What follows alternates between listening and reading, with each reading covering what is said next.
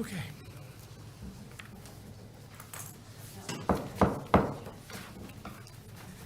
Calling the Town Council February 6, 2024 meeting to order. Clerk is not here to do roll call. No, it's committee of the whole first. We're going to do committee of the whole That's first. first. Oh, that really mixes me up now. So we're going to do, I'm going to call the Town Council Committee of the Whole special meeting agenda, February 6, 2024, to order at 6:31 PM.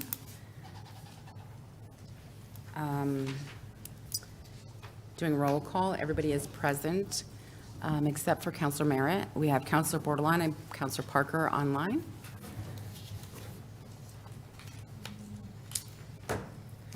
And then our first order of business. Having trouble hearing. Just having trouble hearing? Yeah, it's not really projecting well to me from there, do it? It sounds garbled, like underwater.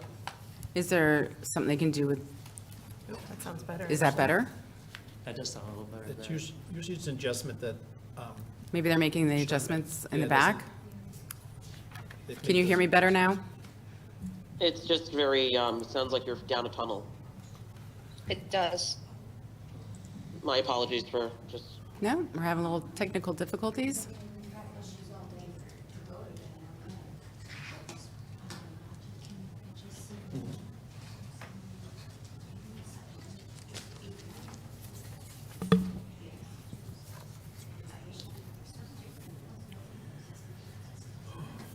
Try now.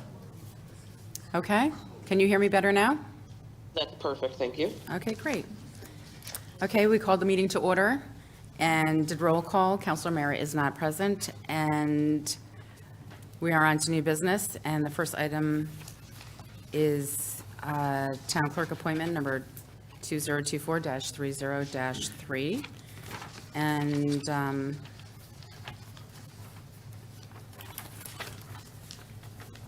I'll give a brief synopsis. Town Council has been working to fill the position of the Groton Town Clerk position. The council has had a robust discussion related to the job requirements, qualifications, salary, job posting, and interview process, and interview questions. 8 applicants were received, and 3 interviews were conducted by the council. This evening, we will continue our duties of selecting a town clerk to fill the remaining 2 years of the 4-year term. The applicants were interviewed and were advised of the town council's next steps, including the council voting publicly on the applicants.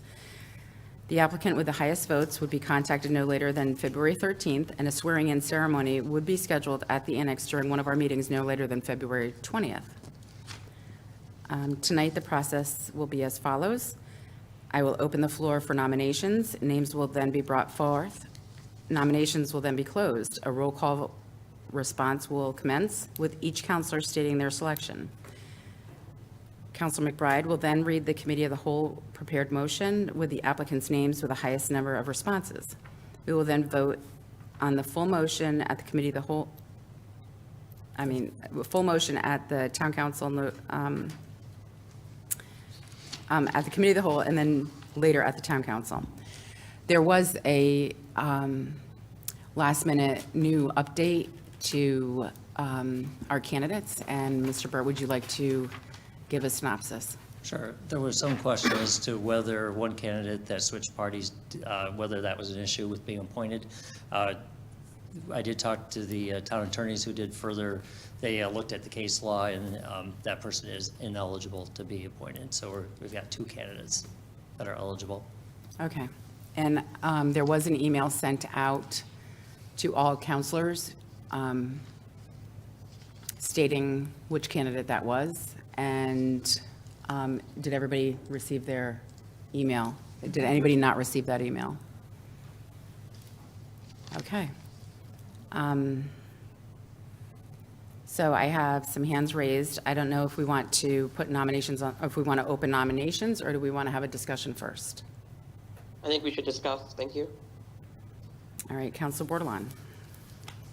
Thank you. I want to first state, I apologize for not being there, feeling a little under the weather. So this is the best way to be involved, and I thank you for fixing the mics. 2 meetings ago, I spoke and asked for clarifying, regarding what I was reading and was told that in fact, nope, that's only in a primary. My concern, and I think it should be read, and I want the email that I sent out to be part of the minutes. I'm concerned geographically in the whole town of appointments. There's been some other people that barely made the 90 days from being appointed. We need to slow down. We need to look at the process and do our due diligence. The names are already disclosed before going into an executive session, so everybody in the town knows who the names are. That's no surprise. And I've been reached out by many constituents concerned. And again, it's not a party thing, but we all as Democrats worked hard to get Democratic seats. And when I raised the question, I felt like I was not validated, justified, and brushed off. I think we need to slow down, and I'm concerned that, we are not ready to vote right now because I feel like we don't have a proper field of candidates. I'm concerned about the longevity of the process, and I think, the email should be read. What's the attorney's opinion? Can John read that? Well, it was You have really- your time still remaining. If you want to read it, you can read it yourself, Council Bordelon. Basically, let me pull it up. I apologize. It's hard to do it on this. I'll just bear with me. If you could pause me for a minute while I find the reading, I please. paused you, Councilor Bordelon. Thank you so much. One moment. And again, I ask for your grace. I don't feel very well. I said, greetings. Please see the attached photos for reference. As I have stated and discussed both on the record and personally, I have concerns about the process by which we are vetting the candidates for the clerk appointment. According to the town charter 3.6, the vacancy must be filled by someone of the same political party. However, under state law, another, I'm losing my spot, another cannot receive any abilities or privileges associated with the party affiliation for a full 3 months. And they actually break it down 90 days. I won't read all of this. What I actually did get some concerns about Board of Ed member Jay Whiteloff as well. If you look at the date he was appointed, it only is like 80-something days. I'm not sure if they count from the time the Democrats appointed him before. Point of order. Point of order. What is your point of order? We're only germane, it has to be germane to the topic at hand, town clerk. You are only, correct. Not the Board of Ed. You are correct. Sure. Thank you for that. My concern, I will stand and say that I'm concerned about, we're not doing our due diligence. When a counselor asks something, I feel like it should be taken seriously. When you look at New London and other towns, the attorney is always present at these meetings, especially with big deliberations. Being brushed off and told, nope, that's not it, needs to end. We need a new process. We need to be heard and validated. Again, I sent this out and was coordinating with John earlier today. I spoke to the registered voter, Mrs. Vendetti, and was doing all my research, called the Secretary of the State's office. I shouldn't have to work this hard. We have a paid attorney. Thank you. Thank you. And again, from the Democrats, it's a Democratic appointment, and that's what we were elected to do. Thank you. Council Rusk? I would like to make a motion to elect Marisol Melendez. Second.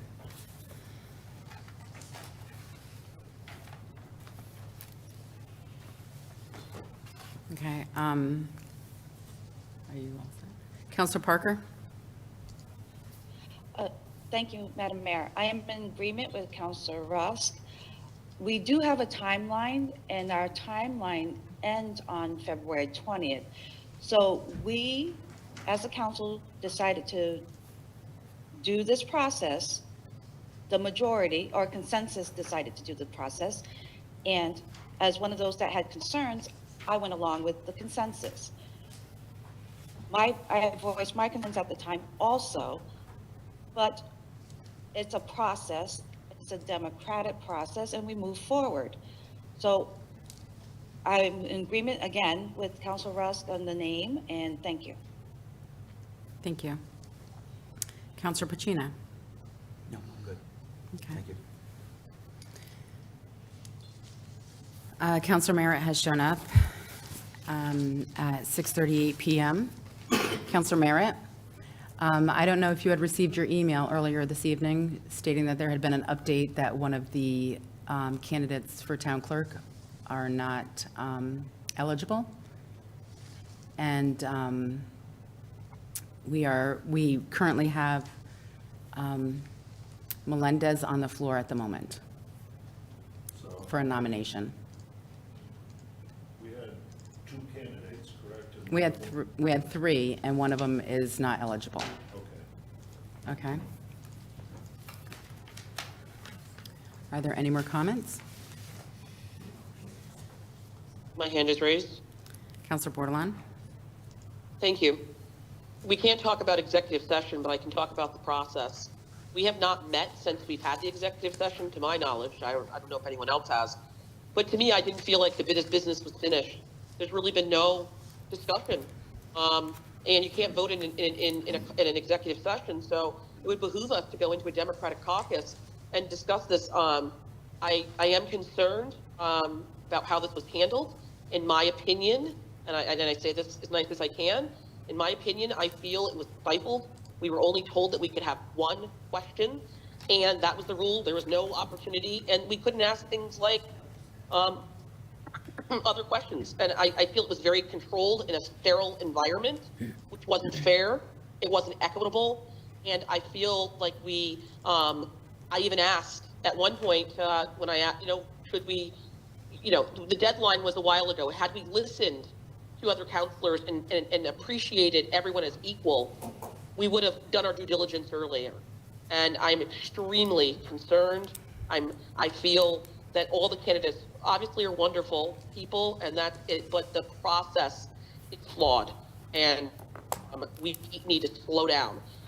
We have gotten into some major problems in the past with rushing, and for that, I think we should move to either do a Democratic caucus, because I don't know how you guys are ready, because when I left, I didn't know that we were at that point yet. I haven't been invited to any caucuses. Nobody's texted me. Nobody's called me to tell me. Also, the salary. When are we going to discuss that? What if the person doesn't want the salary that we appoint, and then we are back at square one? We need more work and time to discuss this, to do our due diligence. We're a Democratic slate. We should be electing Democrats in, and that should be our job, and I'm very concerned with the process. So my question is, what would I have to do to say, maybe make a motion to table this to a later date? Or I think we need more discussion. I have not been part of any discussion after the executive session. Again, in fact, blown off. So that's my question to the town manager. If you're going to make a motion, it'd be a motion to postpone to a date certain. And what date would that be that would be appropriate? It'd be any town council date, I suppose. Though really, next week's really the last, unless there's a special meeting, the only scheduled one prior is the 13th. Okay. So I make a motion that, we need to slow down. We just found a huge flaw here. We need to regroup. We need to reread things. We need to make sure we're doing our due diligence. And I make a motion that we postpone this into a time date definite of the 13th, as was stated by the town manager. I'll second that motion for discussion. As I stated, I'm just very concerned that we rushed. It's very important, and we should be reading case law and the state's, it's one thing to be elected, but it's another to make sure we're getting good advice. And I encourage this council again, when someone brings something up, take it seriously. Don't blow them off. Thank you. Counselor Bordelon, to tell people to take you seriously or not to blow you off is trying to say you know the motives. You know the motive. You do not know the motives of other counselors or their thought processes, and that is a violation of Robert's rules. Thank you. There's a lot of violations here. That's why we're in the problem that we're in. Counselor Bordelon, Point of order, point of order. Counselor Parker, your point of order. Decorum, I agree. decorum, and the Thank you. Point of order. Your point of order? Again, I'm asking questions, and I have a right to, and constantly I'm Point of shut order, down. that's not a point. It is the point. Thank you. You are correct, That's my Counselor point. Rusk. That is not a point of order. Counselor Gajewski? Thank you, Madam Mayor. I personally feel that we have done our due diligence. A question I do have for the town manager. I raised the question about non-mentions candidates' eligibility based on the information that was provided. And I emailed the town manager asking for an attorney opinion. He provided that attorney opinion. And then there was discussion, I don't know, but the town the town manager then gave us more information today that the town attorney's opinion has changed. So my question for the manager is, what changed in the last 2 weeks, if you know? Well, I would take full blame. There's different levels of, sometimes it's a verbal opinion, sometimes it's a quick written opinion, sometimes it's a fully researched opinion. It all depends on how serious the issue is, what we think is going on. And I had asked the town attorneys that specific question and was told they did not think it was an issue. I should have asked for a written opinion, so I take full blame on that. Thank you, Manager Burt, for taking the responsibility. I greatly appreciate it. And I understand, sometimes it's easier just to get a verbal opinion and understand. I am not disappointed at all. And then in regards to the process, every decision and how we did it and conducted the town clerk's interviews, and I want to stress this enough, was done on consensus. And it was a consensus of the counselors. Sometimes counselors were in favor one way, sometimes counselors were not in favor the other way. But the process was done with the majority of the counselors in favor of that process. Thank you. Counselor McBride? Yes, thank you. I seconded that motion because I agree the process, I think, was very thought out, well done, very detailed, and I appreciate everyone's work on that. My only comment, maybe this isn't the proper area to take it up, is I'm concerned about the salary range of 70 to 95 as per this motion, the next motion, I guess. So my thought is I think this council should make that decision in terms of what the salary should be, since we did perform the interviews. And I know for myself, I was in favor of a higher range to see the candidates that we received. And now that we, excuse me, now that we saw the candidates, I have an idea of where I think the salary should fall. So I'm not sure if it's part of this discussion or if we need to go into a caucus to discuss it, or when this motion gets said later. I'm in the opinion that I think the council should make the determination on the salary since we did the interview. So I just wanted to say that's why I seconded that motion, to get that on the record, that I think we should make that decision. So, thank you. Mayor? Town Manager Burt, I think, has a response. Just going to say the council gave the direction to use this range, and that went into all our literature that went out. So I wouldn't change the range. It's certainly up to the council how they want to decide that, but I would recommend staying within the range somewhere. Are you all set, Counselor McBride? Yes, thank you. All right. Counselor Merritt? I'm in line with the town manager, the fact that you advertised for a job and part of that advertisement was the salary. And then you bring somebody in and you start to quote them a different salary. I don't think that's appropriate. Yeah, just a point of clarification. I wasn't suggesting to change the 70 to 95 within that range. I was saying the council should decide if it should be 70 or 95 or somewhere in between there. That's my. So the candidates should understand that they could be placed within that range, but that Yes. range stays as it is. Yeah, I wasn't in favor of changing the range, just the council determining the number. Are you all set? Yes. Counselor Pacino? I'm sorry. Yeah, Counselor Pacino. Sure. I'm sorry. My question is for Town Manager Burt.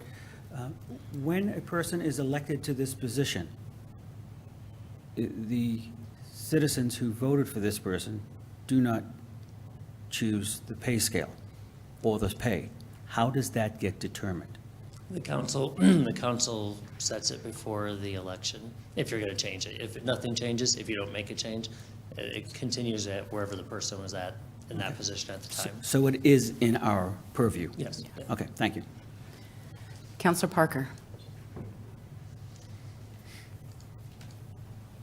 Thank you, Madam Mayor. Again, as other councils have previously stated, this was a consensus. I believe we should go ahead and move forward with the process and not delay the process.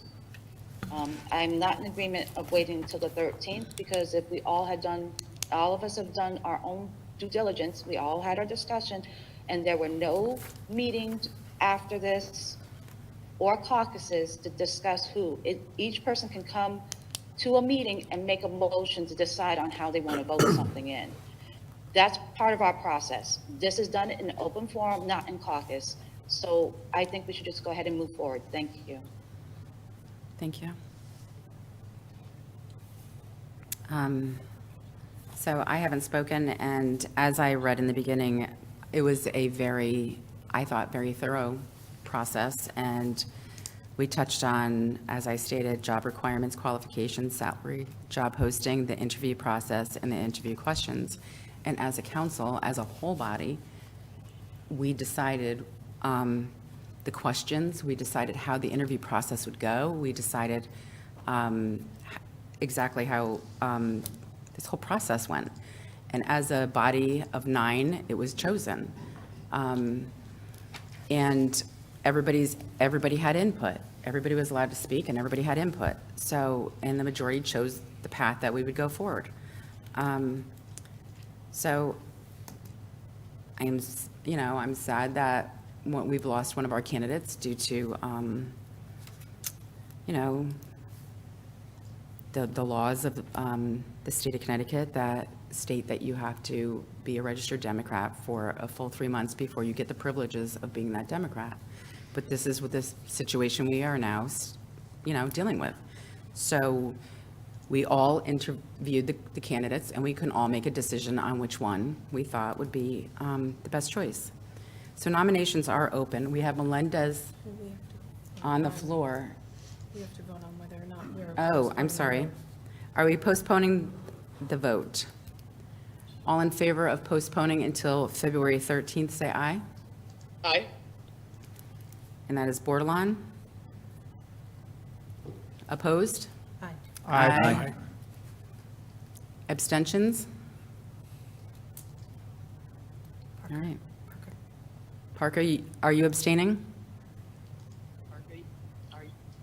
No, I'm a no. You're a no. Okay. So it's 1 to 8 to 0. The postponement fails. We are now, back to nominations, and we have Melendez on the floor. Are there any more nominations?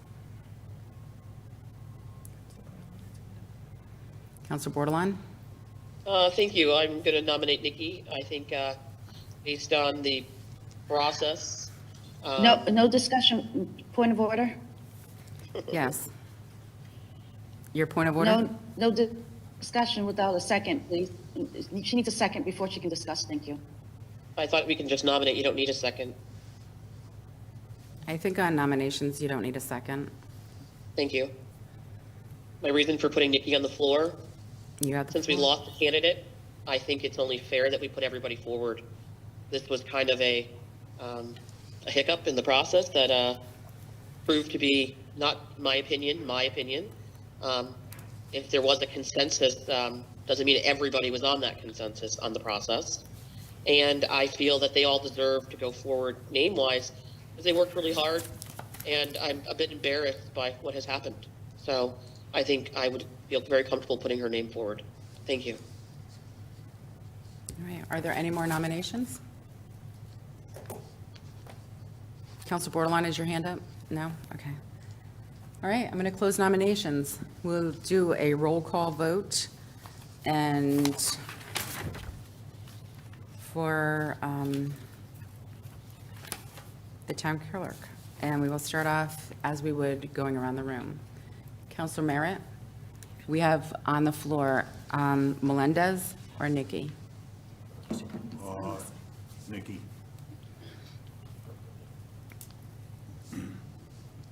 Bordelon? Councilor Bordelon?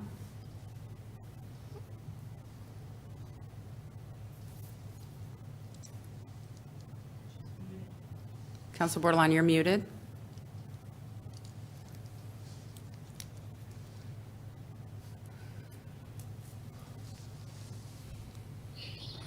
Council Bordelon, we are in the middle of a vote. And you are muted.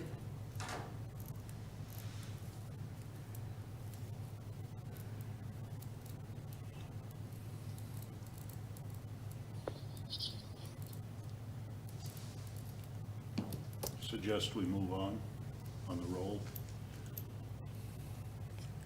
Council Bordelon. Okay. Councilor Pacino. Melendez. Councilor Rusk. Melendez.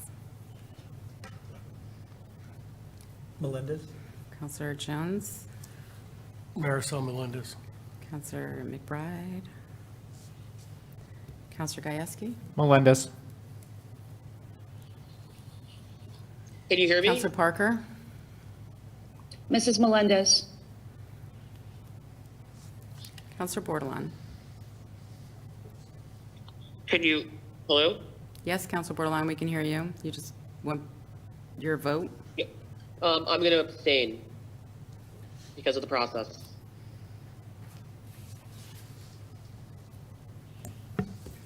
I will vote for Melendez.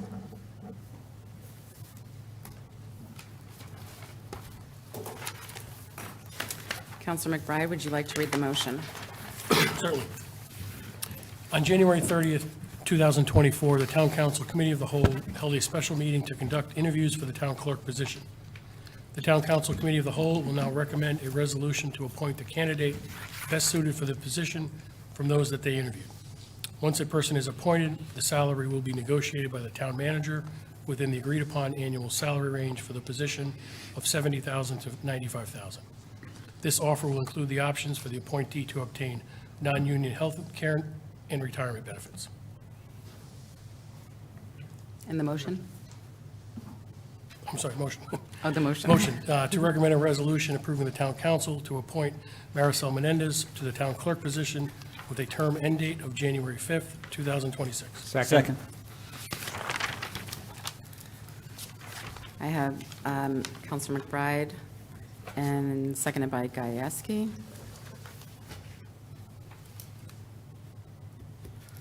And we will now take a vote on that. My hand is up. Councilor Bordelon. Thank you. I kind of, I'm just looking at this and I'm trying to think of how to say this. Give me a moment. This motion states that the town manager makes the salary, so I think we should move to amend that. Is that correct? The motion does So I would not like say to- that. It says that the salary would be determined by the town manager. That's what I That's just the read. Am I background. wrong? That is the background. The motion itself is to recommend a resolution Yes. approving the town council to appoint Marisol Melendez to the town clerk position with a term and end date of January 5th, 2026. But the way that it was written, I'm asking that we put in it at the town council, we amend to say that the town council will decide the salary. You'll have that opportunity at the resolution stage in just a little while. That's where that's at. So you don't recommend that it should be here? You'll have that opportunity in just a little bit to All right. suggest. If you're saying that's fine, I will go with that. Thank you. Any more comments? Okay, we're now voting on the motion on the floor. All in favor? Aye. Opposed? Aye. Opposed? Abstentions? I abstain. 8-0-1. Moving on to our next agenda item, 2024-111, the additional early voting locations.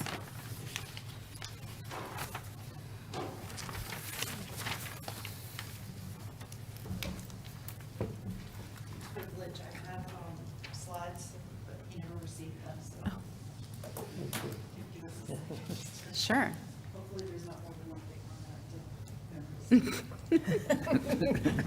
Home movies. No, nothing bad. Your cat or something like that. Which thing do you want? That one? The law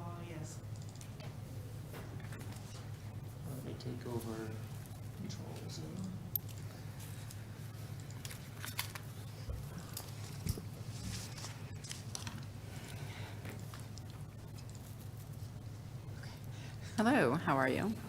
Good. Would you like How to are introduce you? yourself to everybody? I am Kristen Venditti. I am the Registrar of Voters for Town of Groton. My co-registrar, Jeannie Rogers, is not able to be here tonight. She is under the weather. I made some slides because this is so complicated. I figured it's easier to just put it in a slide. I do have a copy. I can send more, or I can email it to you after if you'd like. But the new early voting law, when it first was announced to us, we didn't read the law. The Secretary of State gave us a synopsis, but it's been a learning experience for her as well as us.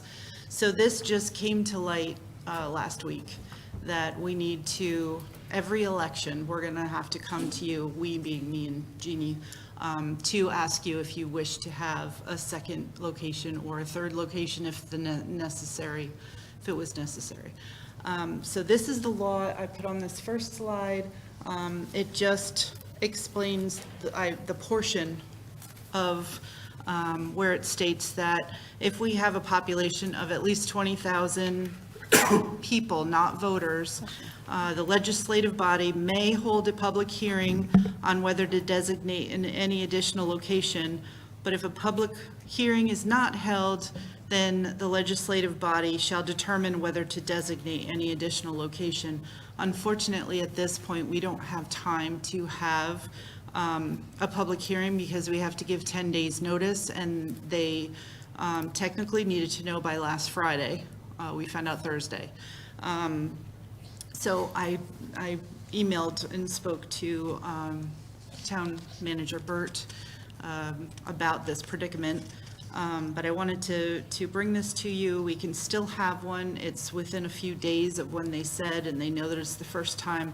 The reason why we had to get to the Secretary of State by last Friday is because in any location that we have early voting, we have to get the state program hardwired into it. So that takes time, and that's why they needed to know right away.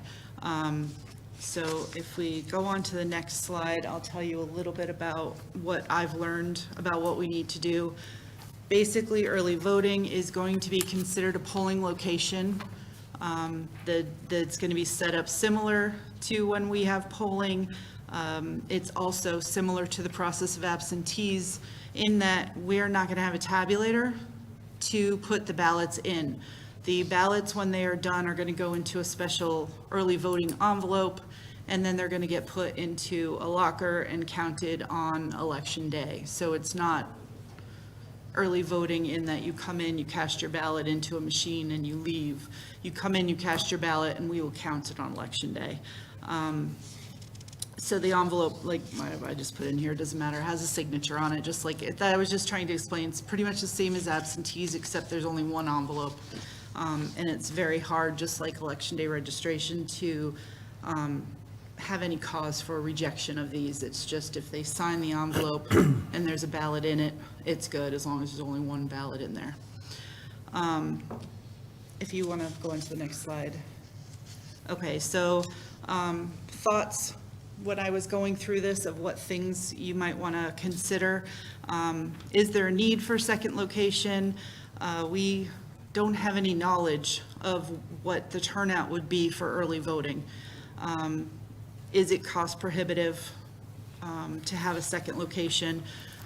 We have to tell the Secretary of State where the location or locations are going to be by March 12th. So we're still way ahead of that. I already explained, sorry, that it's too late for a public hearing. I looked up some metrics because there's only 4 states or 3 states now that don't have early voting. So I looked up Massachusetts and to get a turnout of their early voting. And the turnout for the November 2022 election was 7.5%. And the turnout for the primary was 4.6% that same year. I just thought that maybe that would help us, knowing that we have about 21,000 voters, so you can figure out whether you think there'll be a lot of people coming in. The other thing that I've heard other registrars say that they heard from other states, so it's hearsay, but they said that, the first early voting, when it was well publicized, had a lot of people come, and as it went on, they had less and less people come to early vote. Now, I don't know what their setup is in these other states, as to even Massachusetts, what their process is for an early voting ballot, similar to what we have, or is it really they put it into a machine? So if you want to go into the next one. Moving on to the cost for the workers, the Secretary of State mandates that we have enough people to cover for the amount of people that are coming in. We're responsible for that. The Secretary also states that we have to have a moderator, we have to have a ballot clerk, the registrar or deputy registrar needs to be there at all times, the moderator needs to be there at all times, and then we can split up workers. Some of the days are 8 to 8, and some of the days are 10 to 6, the hours that we have to be open. Sorry, I should have said that first. So for the presidential primary, there are, let me just check, see if I did this. Okay, so I didn't want to say something that was on the next slide because I kind of put these together in the last few days. Okay, so for the presidential primary, there are 4 days of early voting that are mandatory. This year, because the presidential primary is 2 days after Easter, there is no early voting on Easter or on Good Friday. So we have to move that back. So there's still 4 days, but it's Tuesday, Wednesday, Thursday, Saturday are the 4 days for this early voting. If we have one location, this cost would be half. I wanted to give you the price if you wanted to add in a new location, but per day it'll be $3,400. And then the presidential primary is 4 days, so that is $13,920 for 2 locations, so half of that for one. For the legislative primary, I just wanted to give you information. We're not deciding on that tonight, but the legislative primary is mandatory for 7 days. For 2 locations, it would be $23,380. And for the presidential election, we have to have 14 days in a regular election, so the presidential falls under regular, meaning not special election, not referenda, and not a primary. And that one for 14 days would cost $46,760. So a total cost for the year, if you have 2 locations, is $84,060. That's for the 3 elections. That's not just fiscal year, that's for this year, 2024. And then the next slide just says questions. If you guys have any questions, if you want me to answer anything. Counselor Jones? Thank you, Madam Mayor. Thank you, and good luck. Thank you. So my question is, where is our first location? Where is that currently? Yep, the registrar decides where the location is. So we put our office, there's an EDR room, classroom next to our office that is not being used because EDR is election day registration and we don't have that in primaries. We also can put it into our office. We just have to put the 75-foot signs out, et cetera. So we were going to do that so that we didn't have to get any more CVRS set up for this election because they have already put lines into that other room. And if it's not that busy, we can just use my office. It doesn't matter. It's a classroom. It's a pretty good size. So that's where we figured the first one would be. And on these early elections, does somebody go to a voting booth, or do they have to bring in, like the absentee ballot, they bring in that No, we ballot? have special early voting ballots. So when they come in, they will get checked off the list, just like you would at a voting location that you go to on election day. Okay. And then we will hand you a ballot, which I think they're all going to be exactly the same. So we just hand you a ballot and you go. We have privacy booths. There's a little booth and you'll go in. Yeah, I just Okay. purchased 2 4-person booths that are standing. because we've been wanting to do that anyway, and the state gave us some grant money to help us, so I bought 2 of those. So there'll be a room for 8 people to vote privately, no matter where we put them, in our office or in the next room over. So, so the hearings and things like that, the things that we weren't able to do, they only apply to a second location if we needed a second location. Correct. But the council can approve a second location without that hearing, is that, if I That's read that correct, right? yes. Okay. So we can approve it, we just can't do the hearing stuff. Just for this election. We can Okay. definitely do a hearing in August. We can always see how this goes for the 4 days, see how we get for turnout. I can come back to you with a report. We can do a hearing for the public. They can come in and, say what they feel. Do you need is the hearing just to add a second location, or do we need a hearing for any early voting? It's just to add an additional location. Okay, so if we didn't do additional location, we wouldn't need any hearings, we would just, you would just take care of all the processes that need to be. Right, need I would to have be to done. come to you, you would have to say, no, we don't want to have a public hearing, no, we don't want to have another election, another early voting location, and then I would take care of. Okay, me and so we Jeannie and have I to would be take care of it. involved in the primary, the legislative, and the presidential. Yes, you do, and from Okay. then on, it says in the law that the legislative body must decide if you want an additional early voting location, so every single election I'll have to From come to you and here on, ask. we have to Mhm, kind of do it. Unless they change the law, yes. And what happens with the state elections, the local, the governor, the state reps, what happens with those elections? It's all the same, because those are, like the state election is every 2 years, opposite the presidential, but there's still some state candidates on this presidential.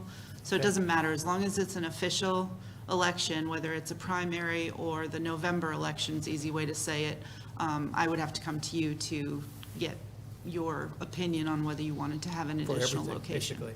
Every single Okay. one. And the cost that you laid out here, I just want to understand that was the cost if we did the one that's in your office and a second one. Correct. If we didn't do that, it would be Half that. Half of that. Okay. Yep, the state mandates that we must have one location for early voting. Anything over that is only towns that have more than 20,000 population. And we qualify for And we that. have 40,000, so yes. Even though the state sees us as just Groton, they don't see us as the city and the town, because the town doesn't have the includes density. everything, So they yeah. see us as the whole. Right. Okay. And so is this an item that you'll have to put into your budget every year?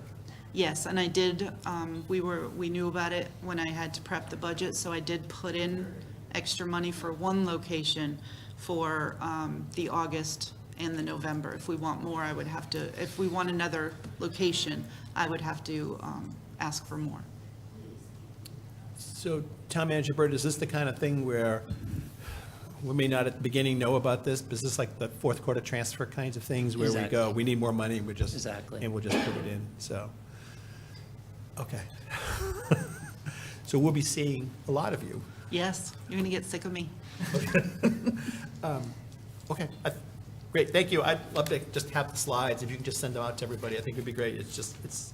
Seems really complicated, and there's a lot of dates and things to do, so. Yeah, thank you. there's also more, I was anticipating what questions you might have.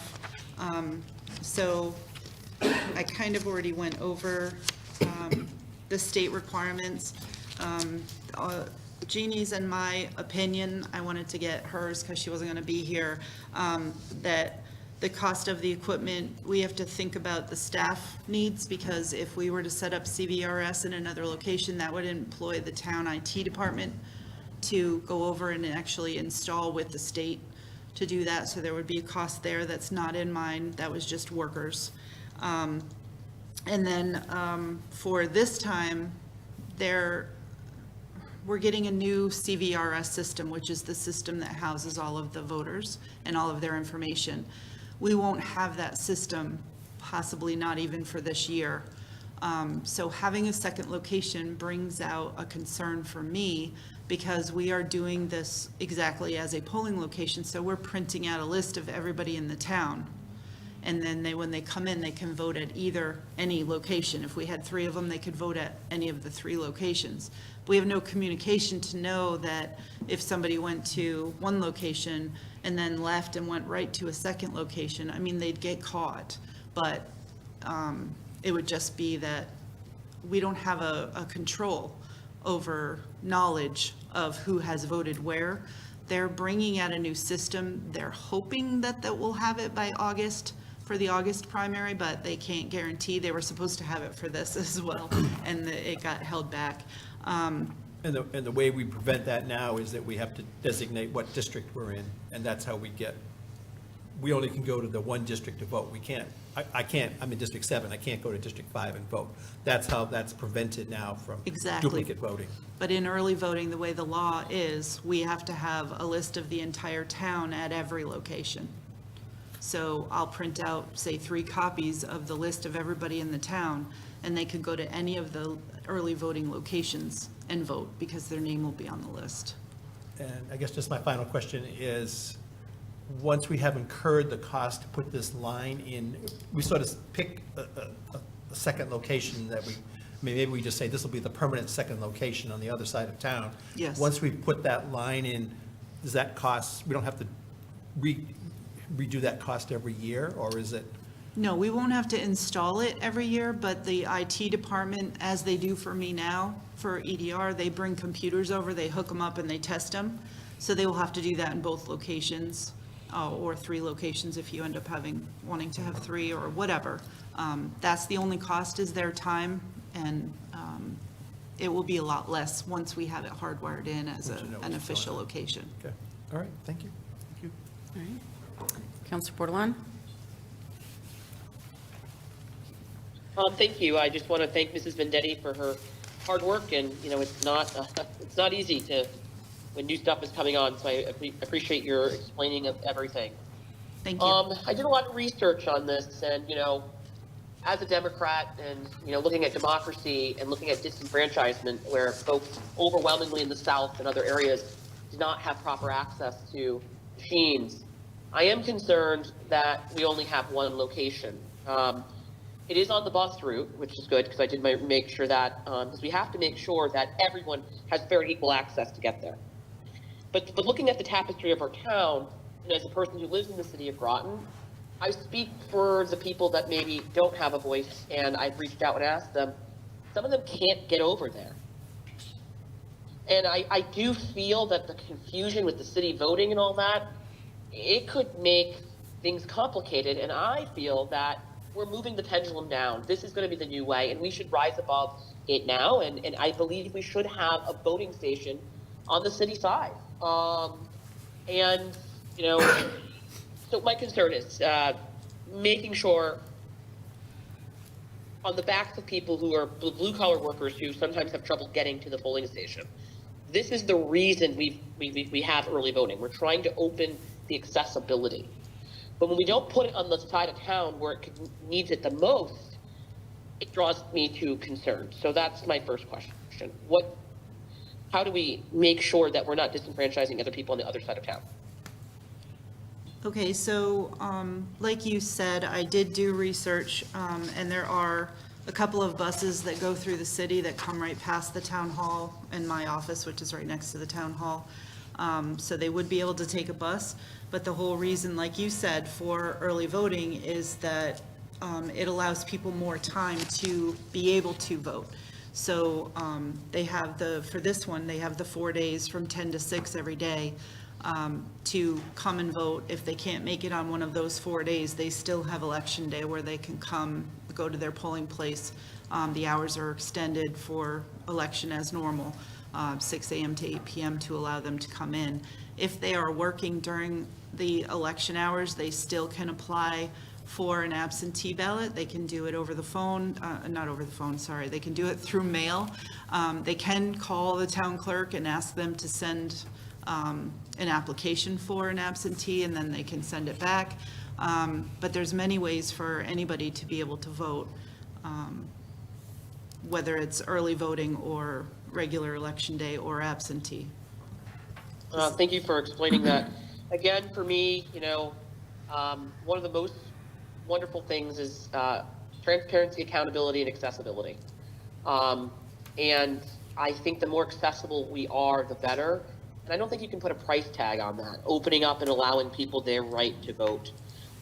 So I am concerned. I was a little frustrated or disappointed with the fact that we missed the deadline, since we've kind of known about this since January. I do think that we should have a public hearing. I think in good faith, we deserve that to our constituents. If not doing that, we're not doing our homework. We don't know what the people on the other side of town feel. And so my question to the town manager, can we pose a special meeting?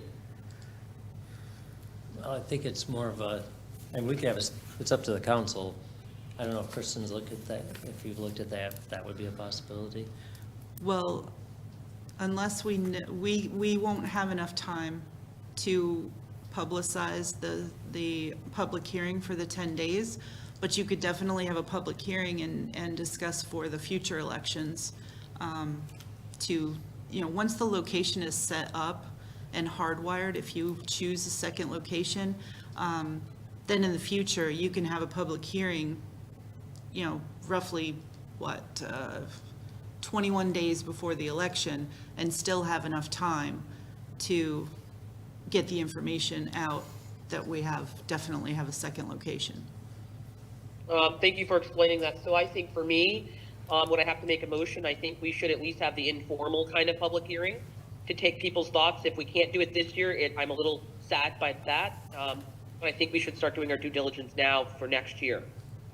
Also, we're coming into the budget year. So what would that motion have to look like, Town Manager Burt, in order to just have an informal public hearing? And at least, if no one shows, at least we said we did, right? We put it out there and allowed people the right to come voice their concerns. I mean, the council could always hold one at any council meeting, or and just put out to the public, we're gonna take input, or people could show up to the March council meeting just during regular public input. So would I have to make a motion to ask that we add that as an agenda item to be able to, just take the pulse of the community? If we can't do it now, it makes sense to add it, to start thinking after this.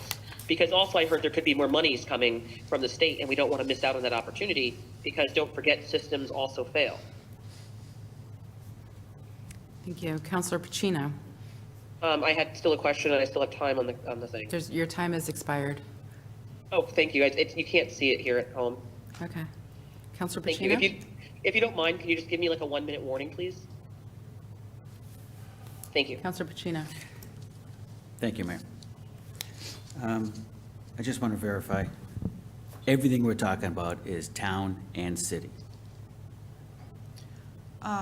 What do you mean, town and city? It's just town. Just town. So the city has nothing to do with this? They run their own program for a second site? It is my understanding, and I'm going to get clarification, that the state does not see the city as a city, that they see them as a borough, and therefore it wouldn't apply So to they're, the city election. So they wouldn't have early voting for, are they included in the town numbers as far as 20,000? they are included in the town numbers because Okay. on a town election or state or federal, they vote in what's considered the town election. Okay. They So only have a city election every 2 years. I asked the question the wrong way, but I Did thank I you. answer it then? You did. Okay. Do you have an idea where you'd like to have the second polling station? Well, it depends. If we wanted to, we could do it like in Mystic, or we could do it in the city. I think that where my office is kind of in the center, so I would definitely take input. But in the city, I was thinking, Jeannie agrees, that possibly the municipal building would be a good place, because it's not in the center of the city, but it's a well-known location that everybody gets to or whatever. In the town, or Mystic, I was thinking of checking into the firehouse that's up on the hill near the blinking light. I forget what that's called, but they don't have a lot of parking, but it might work for early voting.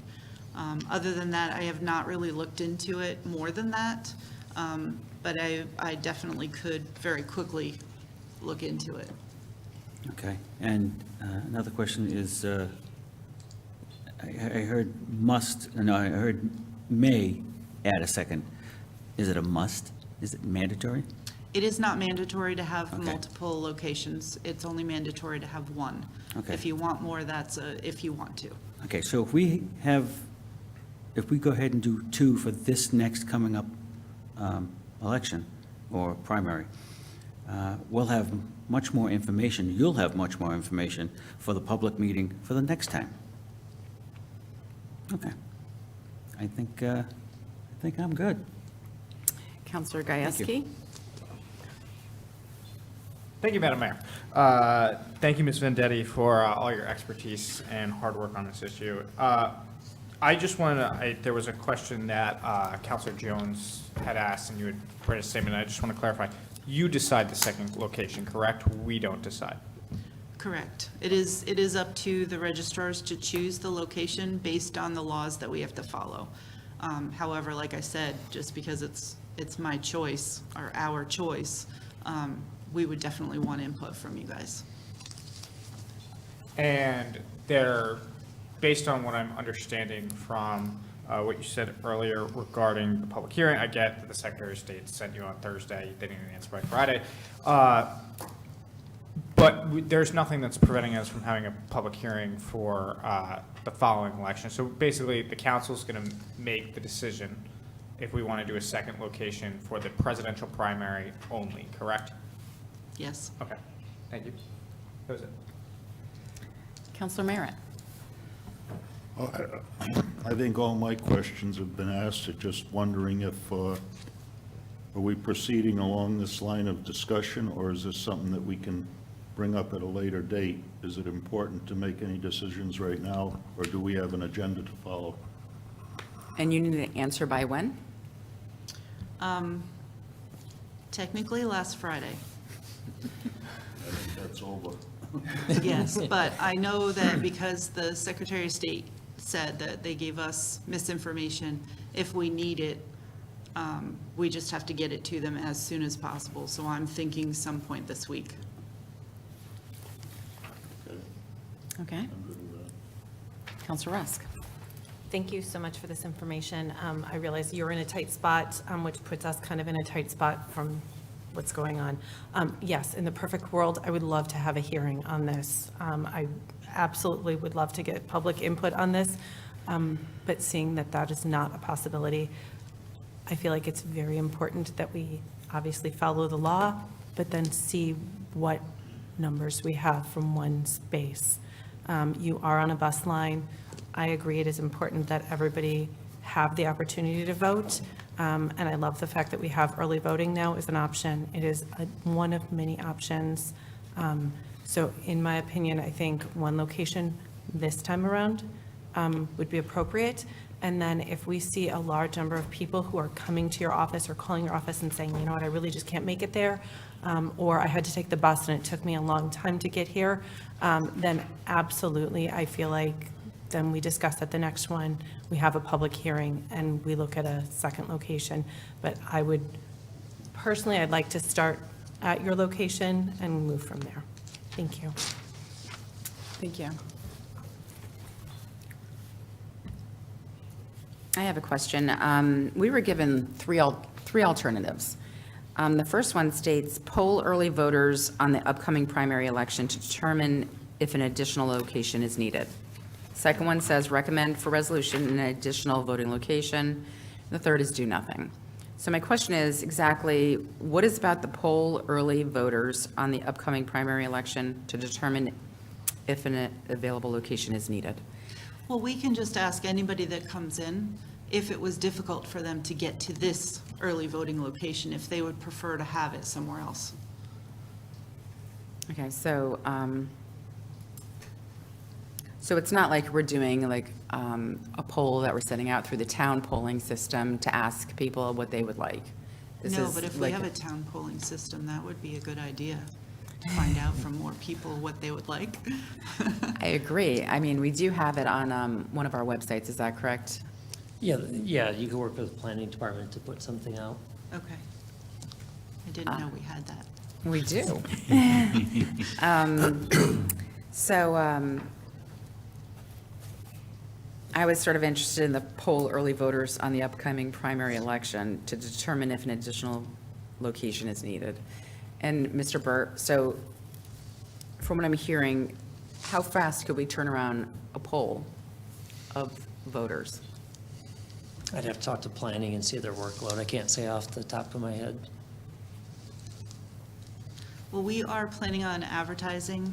One of the things I gave Town Manager Burt a copy, I made up one just as if we're having one location. Obviously, this is a draft. But it says, announcement, new in yellow, early voting, the dates, the location, the time, and then a little bit on what they need to do in order to be able to early vote. We were going to send this out on the television channel. I'm making up signs, big A-frame signs to put out in front of our office. We'll have 2 of those, so if you guys decide on another location, we can put it there as well, to advertise that we are going to have early voting. The state does not have a budget for advertising early voting. She requested it, but it was turned down in the budget, so she has no money for this. So I'm trying to come up with as many ideas. We put something in the Mystic local newspaper.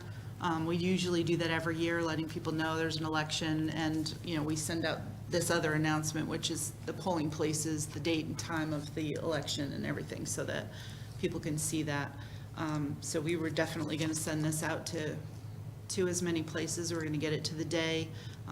The local reporter is willing to do an article for this. So any information that we have for Groton will also apply to New London or Waterford, Norwich, anywhere, because everybody has the same times. Just the location obviously would be different. And do you know if surrounding towns, are they putting in multiple locations? Are you hearing anything? We do not have a surrounding town that has the same population.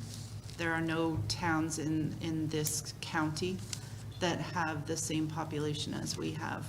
Norwich? Norwich has, because, maybe they're in a different district, because I was talking to the state people, and they said that nobody in, maybe the districts for the state committees are different than the counties. Okay. So maybe Norwich, but last I heard that everybody was trying to shy away from it for this election, just to get an idea if they needed it. But I don't know, there's only a few towns that have it, that are within our realm. I mean, there's places like New Haven, Hartford, Bridgeport, they are all doing multiple locations. Very large cities. Yes, but I did hear that like Stamford is not. We have a Facebook page, so I've been going through that to see what people are buying for their needs, what people are doing for their early voting, and the only one that I've seen is that Stamford is not. I don't know exactly what their population is compared to ours either.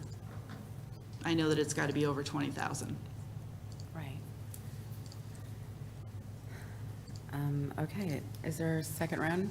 Counselor Jones? Thank you. So I'm just trying to understand, so if we do nothing, the council does nothing, we'll just move forward with the early voting. Because of the time frame when the state got us all the information, we didn't have time to sort of do a public hearing, but we could the council could decide that we want one and just vote on it, and then you would have to go do it. Is that correct? So if we do nothing and just sort of use this as the test election on your office, and I kind of agree with what's been set up here, I think to me, that seems to be the most logical. The primary is not going to be it's Connecticut, doesn't really play much of a role in the primary, and it's spent a lot of money to do something. Just seems, the presidential's coming, that's going to be a whole different picture. The other recommendation I might make is we use we put the banners up, like across the Pequannock road? I can have those made. Yeah, I don't know what those cost, but that would be nice. We use that to announce all kinds of things that go on in the town. That might be a good place to put it. And we It's could just- buy one that's more generic, doesn't have the dates and times, but has our phone number and the address of our office so that, you know, And just they- use they it for can the call whole us year if and just they say, need it. open voting, voting is, Yeah. early voting is open now, and you can just kind of go, so that might be a Mm-hmm. good place. I agree too with the poll. I mean, the Greater Groton site has been used pretty effectively for running polls. I think it's a good place to do it. And people are used to going there, and we've had good response, so I think you can do both. You could test it as people come in, and you could also, it sort of becomes a sort of pseudo-public hearing by people just voting what they want to do, so. Yeah, I think I'm in favor of just keep with the one, and let's just see how it goes. You're going to have a learning curve to go through this too, so that if you have to split your learning curve between two locations, it's just going to be that much more difficult if we just do it with one. We're going to learn a lot, and we'll then be back into the correct timeframes, and we can do everything with public hearings and all that kind of, if we need it, so, okay, all right, thank you. Counselor Bordelon? Thank you. Another thing to really consider is not just the number of voters or the demographics, the lay of the land. We are a very spread out municipality from Old Mystic to the border of Ledyard to the Mystic side of Stonington, from Noank to GLP, from Eastern Point all the way to the city far sides up against Ledyard where the naval base is and so on and so forth. My concern is, what's the mile radius looking like? That's another important factor to make sure. I know it was stated that some thought, we'll see what the numbers are. The numbers will not be indicative to what really could have been, because it might not be the best location for everybody. So that data is not going to be very accurate, in my opinion. I think it does nothing. We missed the boat, so we can't, but I do think we could have a special meeting, and I encourage this council to do such. But in the meantime, I think it should be on the agenda right away and have a basic public hearing to hear from the constituents. That's simple, and that gets us motivated and thinking about the following year. No time like now. We also are coming into a presidential election. Granted, we're a municipality of 40,000 people and only 20-something are, I believe, registered to vote. But who knows, maybe changing voter accessibility might move those numbers around. We don't know. So I do think, and I encourage this council to have, sooner than later, a pulse on our community as to where they think. I think it also is important to make sure these advertisements are going to go, and I will send this in an email, to our schools. Up at the high school, we have a lot of students that are able to vote, and they're college bound or traveling with their careers, and advertising there that there's early voting options. Also sending things through the school to parents, so I just really hope that we have a robust rollout, and I appreciate that you said you're going to put it in the Groton Mystic Times, it sounds like. That goes to everybody's door for free, but I just hope that we have a nice, robust rollout where it's advertised everywhere so that folks know. Yes, I was going to, okay, sorry. I always speak with the Board of Ed just on planning for the schools that we have to have the regular election in. So I was going to ask the superintendent if we could put a flyer and get a flyer out to the students, or an email. I could send them something. They're probably more likely that they can email the students the information.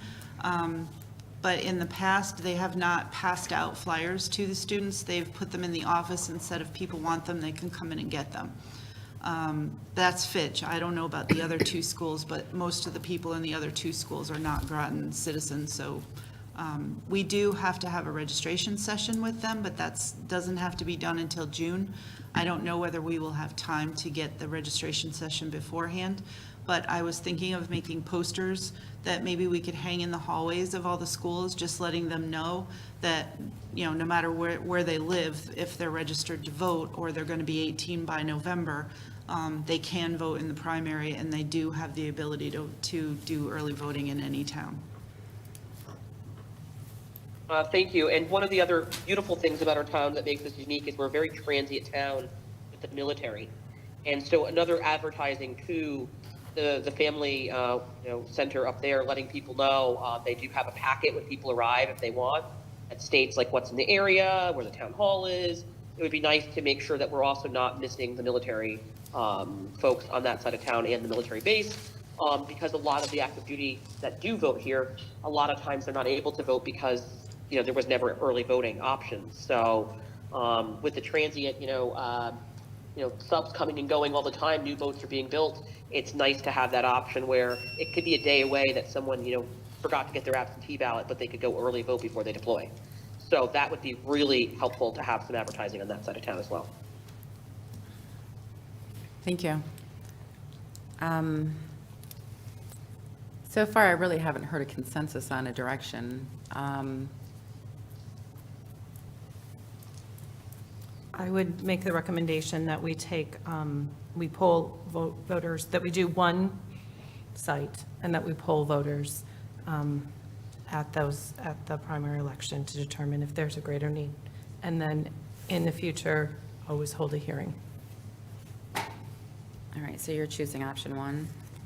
Option one, with a hearing for every other, Well, that's by law we have to, right? is that by law? You don't have to have a hearing. You have to decide as a body. All right. But hearing is optional, but I think it's a good idea. I wouldn't put the hearing in I your would, motion, but okay, that's fine. 'cause Then that could be option done in the one. future. Yep, Um, with the understanding that we will hold a hearing. I'm going to throw it out there. You don't have to put it in my, No, it's your motion. my You put it on motion the is floor. that we poll early voters on the upcoming primary election to determine if an additional location is needed, and additionally hold a hearing before the next decision needs to be made. Second.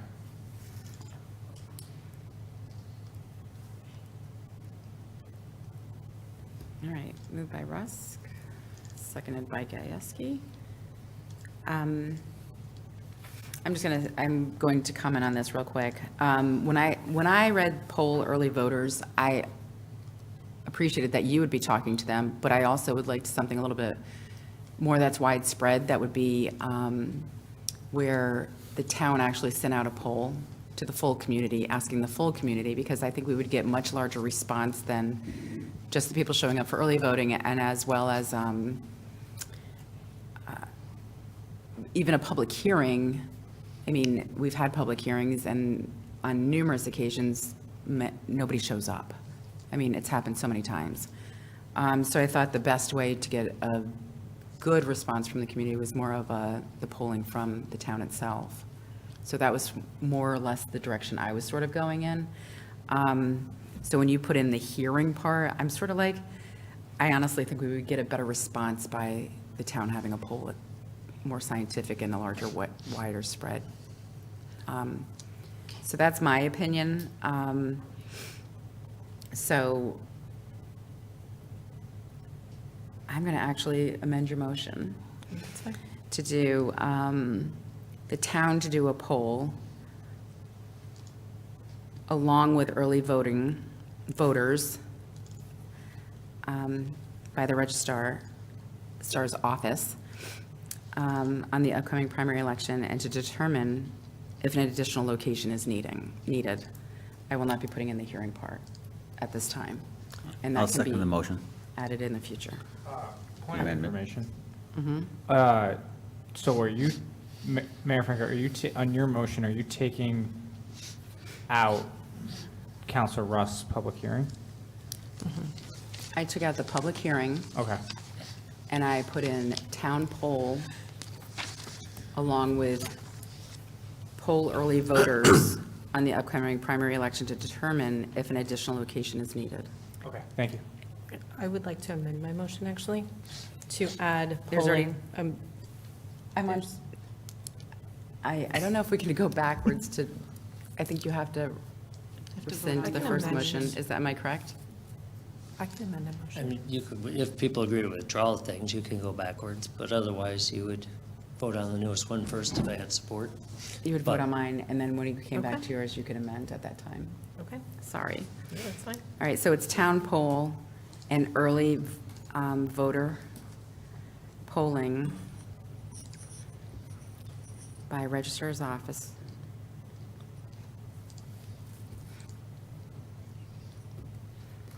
on the upcoming primary elections to determine if an additional location is needed. Do I have a second? Oh, you, Pacino? Just point of information, we couldn't have a hearing on the upcoming primary election anyways. Not this one, no. Not, that would be a legal one in the sense of Right. what the state required. It would be just one that we would choose to Would it do just for be on the informational. next- Would it just be on the next election, but No, not you would have to mandatory do- for you- all you- of them? You could do one for the next election as well. Can I do a point of information? Yes. So my point in saying having a hearing is having one hearing. So I'm not saying that we need to have a hearing before every single election, but I feel it's important to poll people and have a hearing, and I will amend my motion when I have the chance to do so, if I have the chance to do so. Okay. Okay. Counselor Parker, did you have your hand up? I did, thank you. My question for you, Madam Mayor, is you're changing to the town to do it, but I believe Mr. Burt said that he had to check to see if they can get that out. Did I'm I sure hear we that can. correctly? I'm sure we can. I just want to confirm before we Yes, put we'll that make sure it motion, happens. because if we cannot, then your motion will end up failing because we won't have the information that we need. We'll make sure, we'll be able to. I know, Mr. Burt, I hear what you're saying, but we did say we're going to check first before we put that motion on the floor. That's what I heard anyways. Right, So and- my concern with your motion, one more thing, Madam Mayor. My concern with that and making a townwide poll, we might not have it in the timely manner that she might need it, Ms. Vendetti might need it, to confirm everything. So are we setting a deadline for this? Now, wouldn't, even if it took later, you're gonna be polling people the days of this. So even if you had a survey out and it didn't wrap up to after, I think it would serve the same point. Right. The motion that was amended was stating that there was one location. And I amended it With to a add po- the polling and to remove the public hearing. Madam Mayor, can you please restate Council Rust's motion, please? Sure. Counselor Rusk had polling early voters in the upcoming primary election to determine if an additional location is needed. I have one location at this time and with a public hearing as well. If I can amend, I- then that is what it stands at. Then I amended it, and then I amended it to add the town do a polling and early voter polling by the registrar's office for the upcoming election to determine if the additional location is needed. And I'm keeping the with one location. And I am not keeping the part about the public hearing. Okay, could you tell me my time, please? It is blurred. It was a point of, I was paying attention as like a point of information. I thought it was a point of information sort of as well. So you have 3 Okay. minutes if you want, So- if the All right. mayor allows it. Okay. I'm concerned about doing a townwide, making it a townwide one without confirmation from the mayor's, the town planning department to ensure that we can get that out. Because I believe with the words polling, we can leave it general, and that way, if it can be done, we don't have to worry about specifying that's a townwide poll. If we leave the word townwide out, it's just polling, because the polling could be any type of direction. Because they can walk into the office and say, I want it this way, or I want it that way. So we can leave that without the word townwide in. That's my suggestion. Thank you. Point of information? Are you finished, Council Parker? Yes, I am. Thank you. Thank you. Your point of information? Yes, I guess to the town manager or to Mrs. Vendetti, my question is, is that something we can do, or is that adding more? I mean, I'm concerned that, anyway, that's my first question. That's my point of information. whether we can, now either way, you know, not everyone is registered with Greater Groton. So when you say townwide, what it'd really be is those who are registered, but we'd also, you know, try to reach out to people via social media. And let's say you didn't have that tool, you could still do a Survey Monkey one or something else, which would also be townwide. I have it pulled up. Does anybody want to see what that looks like on Greater Groton? Yes, please. And the other sorry. part of my point of information is, what is the state's requirement? I guess that's my question to Mrs. Vendetti. Okay, state requirement for what? How we should be doing this yearly, or, you know, and I'll just raise my hand for a term. The state requirement for determining whether we want to have more than one polling location needs to be decided by the legislative body before every election. We can have a public hearing, but we are not required to have a public hearing. The other thing that I didn't mention, which wasn't that vital for this, is that if you do have a public hearing, you as the council need to decide within 3 days after that public hearing. Does that answer your question? It does, thank you. Point of information. So whether we put public hearing in this motion or we don't put public hearing in this motion, we still are going to have to vote at every election whether we're having a public hearing. So No. that's what I interpret what No, the you law don't. says, right? I mean, we're not, if we don't put public hearing, does that kill the public hearing option for the rest of time? No, you can decide at a different time to have a public hearing. It doesn't have to be an official decision.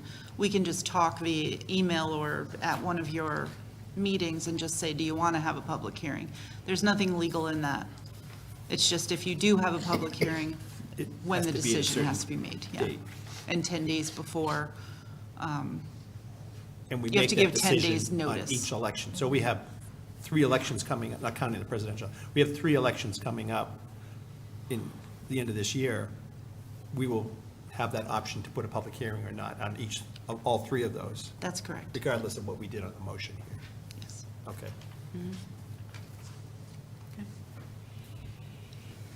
Counselor Bordelon? Thank you. I guess I'm a little concerned why we are just so afraid of having a public hearing. When we look at our tapestry of our community, it's very Counselor unique. Not everyone Bordelon? has- To say people are afraid is once again going to people's motives on their decision-making. Thank you. I'll restate it. Open and transparent government, you should always want to have a public hearing. It states that it's a good idea to do such. I feel that we're applying a lot of intent, and I will speak from a point of privilege, that everyone has monkey access to poll, and you're not going to be getting the people who didn't make it to the polling location, so you're not going to be polling them. Having an open, transparent government by just putting a simple, free public hearing, we do our due diligence, it doesn't cost us a thing, and if no one shows up, then no one shows up. But to assume that everyone's going to make it to the Register of Voters office, we're missing a whole group of people that we won't know need access. And so I just kind of, this whole polling thing is just, to me, a little bit much, in my opinion. If you want to do polling, fine, but I think the public hearing is just a no-brainer. It's simple, simplistic. We missed the opportunity this year, just add it on. Doesn't take any time. If no one shows up, we move on. But it's so important to show the community that we want opency and transparency. And, you know, maybe this, we don't know until we have it, right? So I think that we should keep the public hearing part on there. If you want to poll on top of it, great. But I think the public hearing is a necessity. Thank you.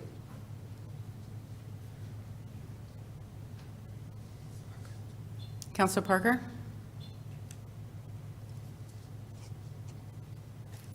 Sorry about that, couldn't click fast enough. Thank you, Madam Mayor. Mr. Burt, if I can ask the question, we can have that information by the next meeting, correct? Because we have public comment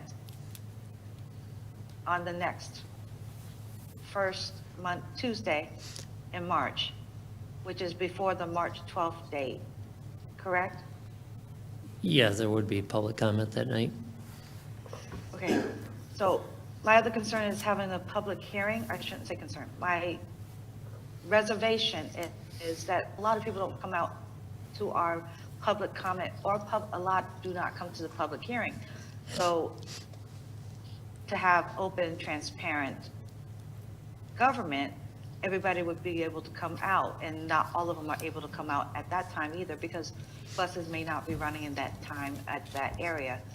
So poll would work, and we could always have open public comment on the first Tuesday in March. Thank you.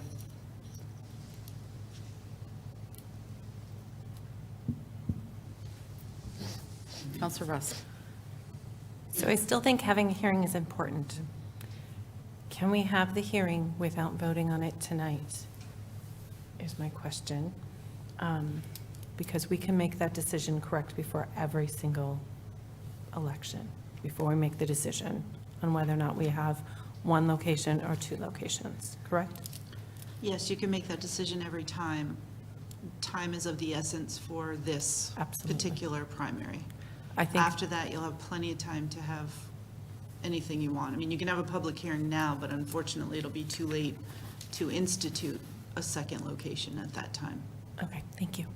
That's it. And can you just refresh my memory? You said you needed an answer by next week, I'm assuming that we need an answer by this week, this week. because the Secretary of State said that the deadline was last Friday, but in light of the fact that the information came out late,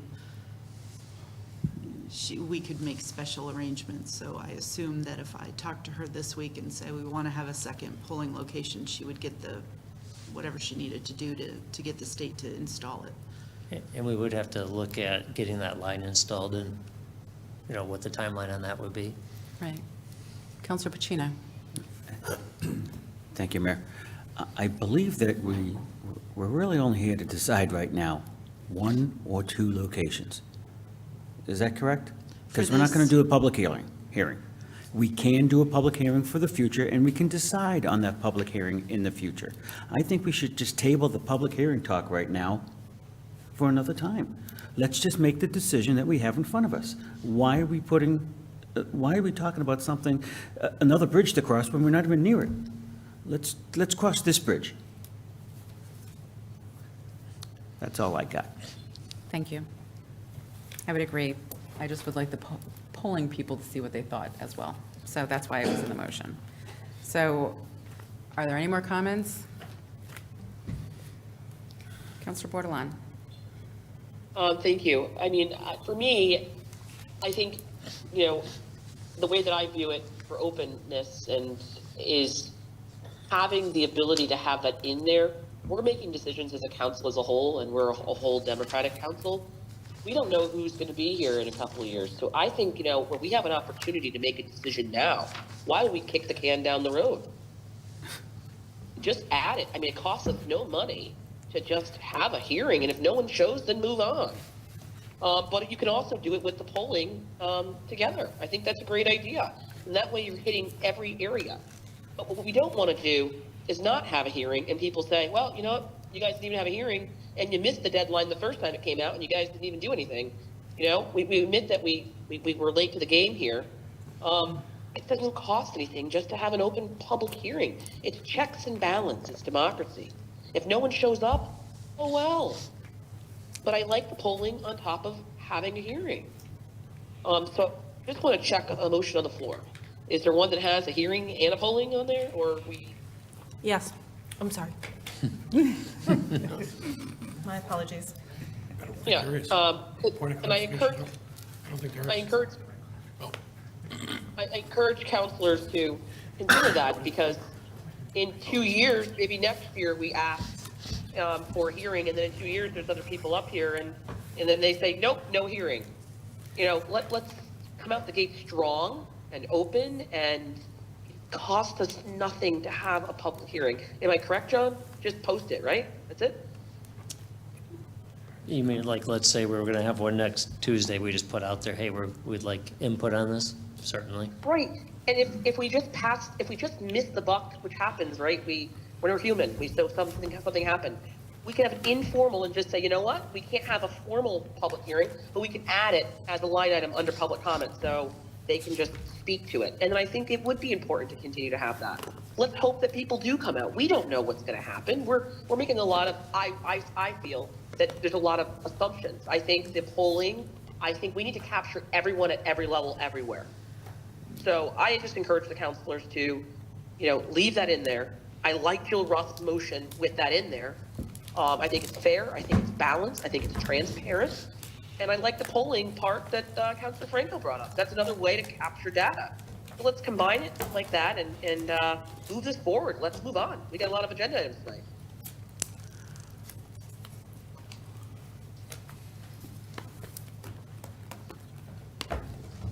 Are you all set, Councilor Bordelon? I still have time. You have 1:28. So if it costs us nothing to have a public hearing, and if nobody shows, it doesn't make us here at the council chambers any longer. It's simplistic. We can do an informal, John said, just add it to the agenda. And that way we know we can't be criticized for missing the buck on having an official public hearing. And then from there, every year, we don't know who's going to be here in 2, 4, 5 years. I think it's great because the lay of the land may change and the constituents. This could make our voter turnout increase. We don't know. So I think we need to be capturing that data every opportunity that we can get.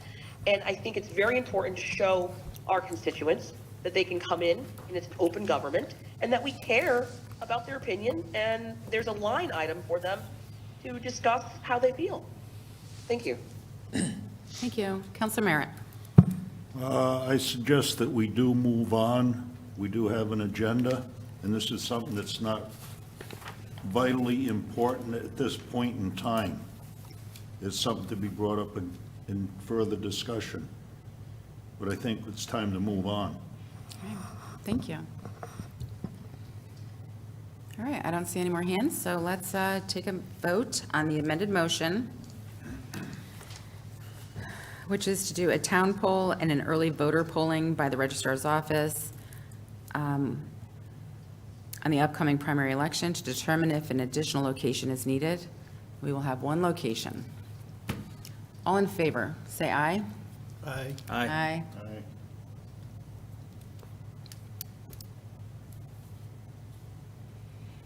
Opposed?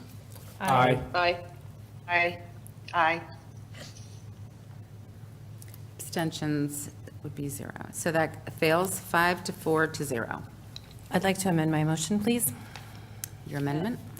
I would like it to read to poll Groton residents and voters, whether that be early, You have to put it together. You can't explain it. You have to make a motion. Go for it. Are you rescinding your motion, or are you making an amended motion on top of hers? Can I make a completely new motion? If it's similar to hers, you have to put on, it has to be similar to hers, or else we had to vote on hers first, if you are doing something totally So different. let me rescind my motion. Okay. And I'll Okay. rescind my second, and I'll make a new motion. Okay. I motion to recommend one polling location for the presidential primary, have a public hearing before the next legislative primary hearing on possible additional locations, and take polling from town residents. Second, Bordelon. Can you say it one more time? Do you have this written? I do have this written. Okay, say it one more time. One location, One polling location, a public hearing before the next legislative primary for the purpose. I'm gonna restart. I move for one polling location for the presidential primary and to hold a public hearing before the next legislative primary and take polling from town residents. Second. and poll, Town residents. Whether that's However they do it. however they want it, I left it vague. So, Ms. Vendetti and Ms. Rogers can poll residents when they come in and vote, and we can also use the survey. okay, who is the seconded by? I'm sorry. Bordelon. Point of information. Point of information? I just want to make sure I'm hearing, and I do apologize for being virtual. Through the mayor to Councilor Gajewski, are you keeping a hearing in there all the time, because I think you don't know how this is going to go. I think it's going to take Point of 4 or 5 information is a years. question. You can't add additional information. That's fine, thank you. Question is, are you thinking of this going all the time? It's just for this one time, for now, just do it one time, and if we want to do another one later down the road, we can do another one later down the road. I then remove my second. I'll second. I'll second. All right, I got a second on McBride. Counselor McBride, excuse me. I think we have had a lot of discussion on all of this, so let's vote. Point of information, Your point of information. how many motions are on the floor, just to make sure I have my notes correct? There is one. I'd like to make another motion, Your amended motion? not amendment, I'd like to make a motion. We can only have, we have a motion on the floor, you can amend it. I thought you could only want a motion on the floor at the time. No, you have a motion, and then you can amend motions, and then we work our way backwards. If you have something similar to what he's saying, and you just change some things, that's your amended motion. Otherwise, we that's fine, vote on the if you main wanna do it that motion, way. and then you can put another one on the floor. So I just would say that we, again, I would amend that motion to have that we will always have a public hearing before the elections.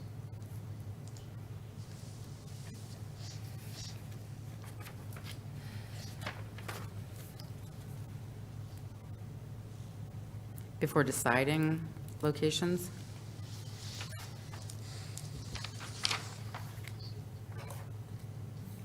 I'm sorry? Are you asking for a public hearing before deciding a location before each?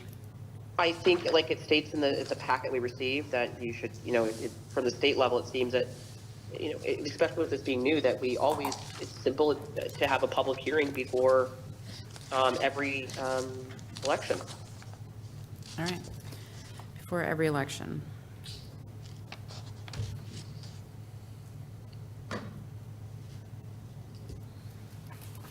Is there a second? I said, I would add cycle on that to make it sound better, sorry.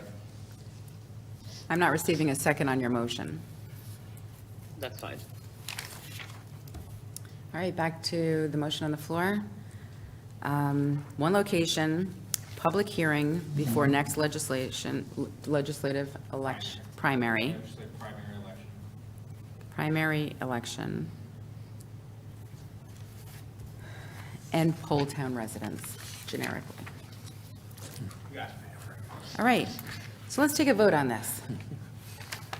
All in favor, say aye. Aye. Aye. Aye. Opposed? Abstentions? That passes 9 in favor, 0 opposed, 0 abstaining. Thank you so much for coming. Okay, and then,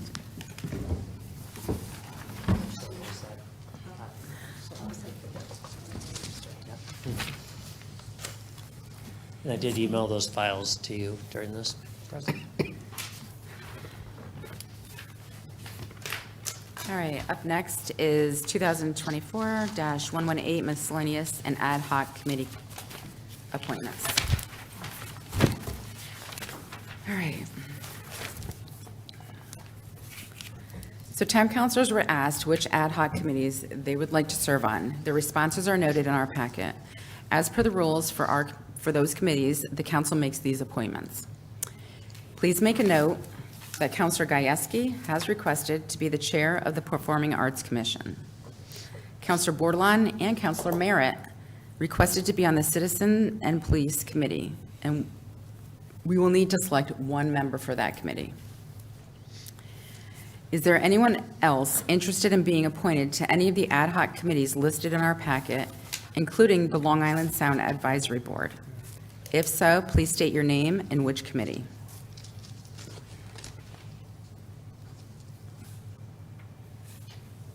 Councilor Bordelon. Can you just read which ones I had sent to you originally? I'm on no standing committee. I sent a request to be on athletic task force. Yeah, health that is advisory. something I appoint. I understand, and 2 others. I'm just making sure that those are, is that the two we're doing tonight? The other 2 that Do you I have your also packet in requested? front of you? I do. I'm turning to it now. On page 6 of the packet. And I made a notation that Counselor Gajewski requested to be the chair of the Performing Arts Commission, and Counselor Bordelon and Counselor Merritt requested to be on the Citizens and Police Committee, and we will need to select 1 member. So I am not hearing of anybody, is there anybody else that would like to be on any of these committees that would like to put their name in the ring? Counselor Bordelon, is your hand still up? No. Okay. So I think we're going to begin with the Citizen and Police Committee. We appoint 1 ex officio member, and it's going to be Bordelon and Merritt. And I'm going to do a roll call vote. So who would like to be on the police, the Citizen, and Police Committee? I'll start with you, Counselor Merritt. Who do you choose to be on the Citizen and Police Committee? Yourself or Counselor Bordelon? I'll put down myself. Counselor Bordelon, would you, Bordelon? Pacino? Mayor, is there room for both of them? No, it's in the written in the document that there's only 1. Counselor Roscoe. Merritt. Counselor Rusk? Merritt. Jones? Merit? Counselor McBride? Counselor Bordelon? Counselor Gajewski? Merritt. Counselor Parker? Merritt, please. And I will choose Counselor Merritt as well. Okay, so I'm going to fill in.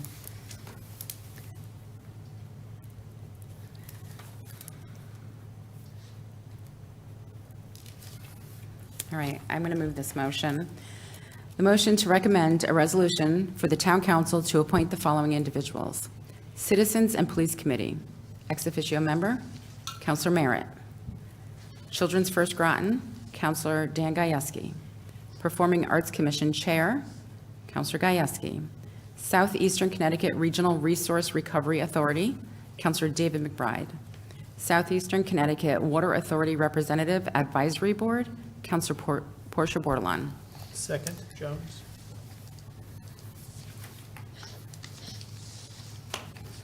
All right. And I have my hand up. Counselor Bordelon. Again, I can only speak for myself. I feel extremely boxed out. I tried to get on the police committee, Citizens Police Committee last time.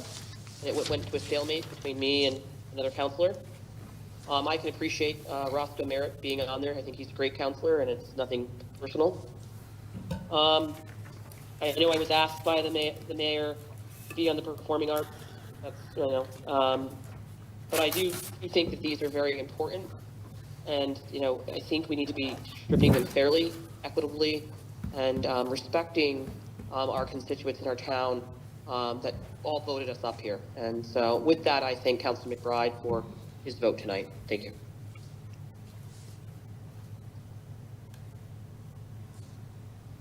Okay. With that, let's take a vote on this. All in favor? Aye. Aye. Aye. Opposed? Abstentions? I'll abstain. That passes 8 to 1 to 0.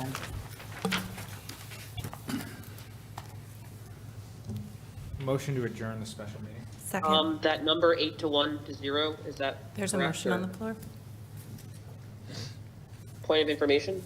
There's a motion on the floor to adjourn, moved by Gajewski, I don't Seconded by Rusk. All in favor? Aye. Opposed? Aye. Abstentions?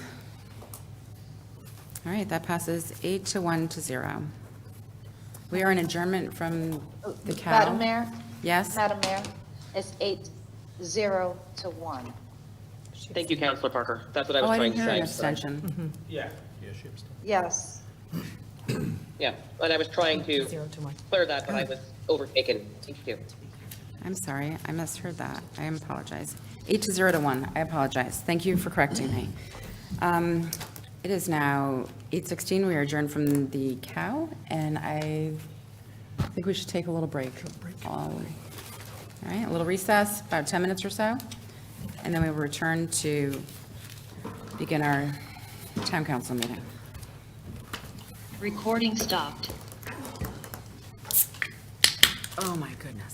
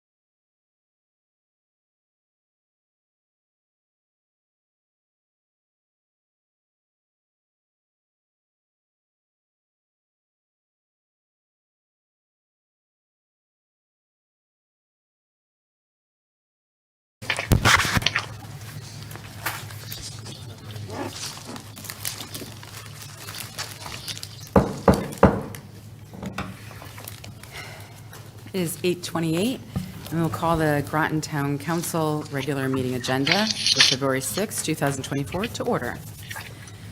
We'll start with roll call. Mr. Burt, we do now have a clerk here. Sure. Everyone's accounted for, but do you want me to go through it officially? You don't have, however you choose. All are accounted for. Okay, we will do the salute to the flag.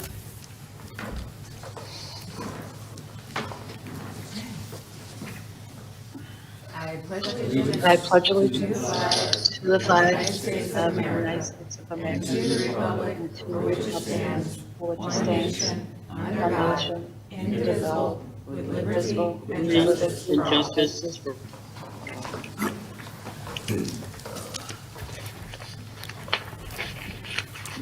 Next, we have recognition, awards, and memorials.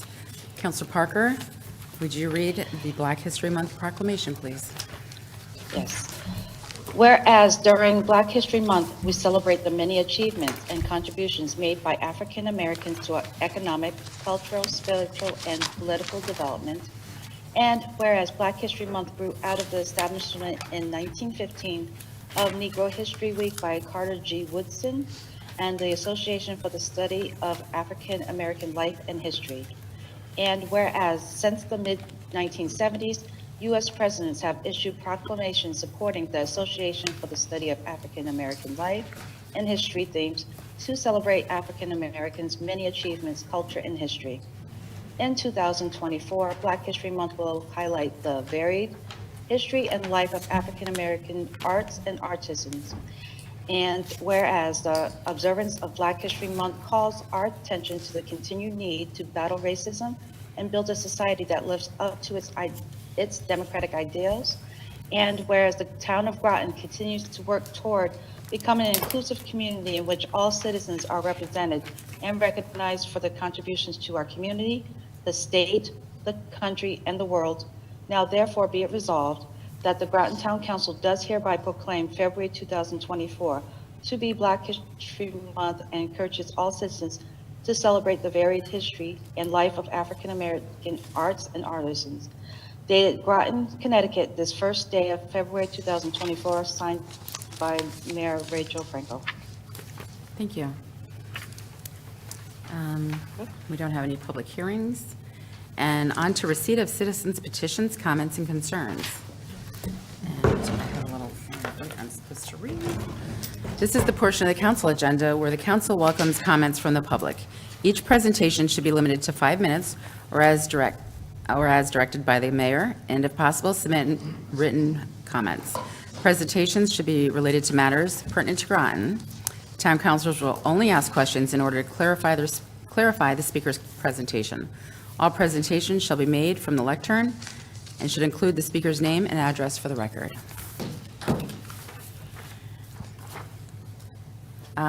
First off, we have Robert D'Agostino. D'Agostino. That's right. Thank you. The lectern, right there? Right I'm up sorry, there. right here with the, yeah? Good evening, Madam Mayor, and all members of the Town Council, including those who are attending remotely.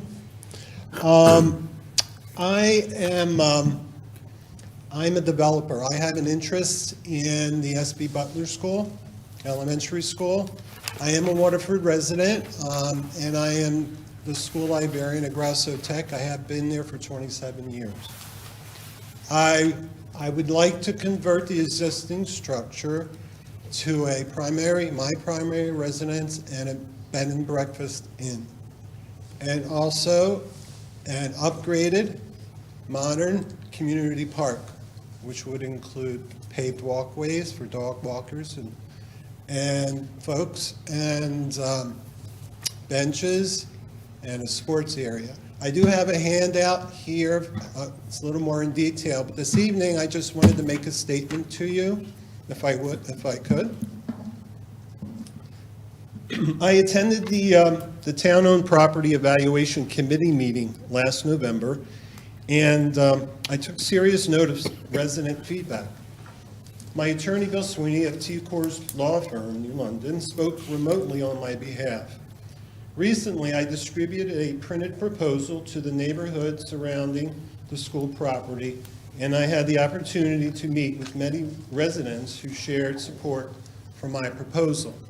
I did get the opportunity to drop off a proposal to Madam Mayor. I was doing that portion of the community. It was a nice sunny day, so I went in, and I still have more residents. I think I've distributed to about 75 to 80 homes. I got to meet about 30, 35 folks along those, along my route. I also met with members of the Alliance for the Mystic River Watershed. They appreciated that under my proposal, there wouldn't be any drastic changes made to the site and that there would be an upgraded, newly designed community park. I understand that the Town-Owned Property Evaluation Committee will soon be making a formal recommendation to the Town Council on the disposition of the former SB Butler School. I am requesting that a public request for proposals, the RFP process, be selected to allow for the highest and best reuse of this property. A public RFP will allow potential developers, such as myself, to tour the building, obtain necessary plans and documents from town officials, and provide the community other options to select from for the future reuse of this important site. I would ask the committee and the town council to not allow the future of the SB Butler School to be decided without proper community input. Only about 12 to 15 residents spoke or wrote in with their feedback during the one-time only reuse committee public meeting. The Butler School previously served over 540 students, which reflect many more households who may favor saving a historical structure with a low-impact use and the addition of a beautifully designed community park. I'm asking the council that I be given the opportunity to present my proposal in a public meeting. My architects, Vehicles and Partners of New Haven, is currently working on a conceptual site plan and colorful renderings of the proposed B&B and the neighborhood park for your review. My proposal would save and modernize a historical structure that Groton residents would be proud of, provide a desirable, low-income packed lodging space for family, friends, and visitors to the town of Groton, and provide a desirable, updated community park for Groton residents. I welcome any questions or feedback you may have, and I have my email here when I distribute can I distribute my handout at this time? I would like to give a copy to the two counselors that are remote. How would I go about doing that? The town manager probably Yes, would be able to I get a can copy to scan and them. send to You them. can do that? Okay, great. Now, this is an informal. Hello. Hello again. Okay. Thank you. Thank you very much. Thank you, sir. Yes, sir.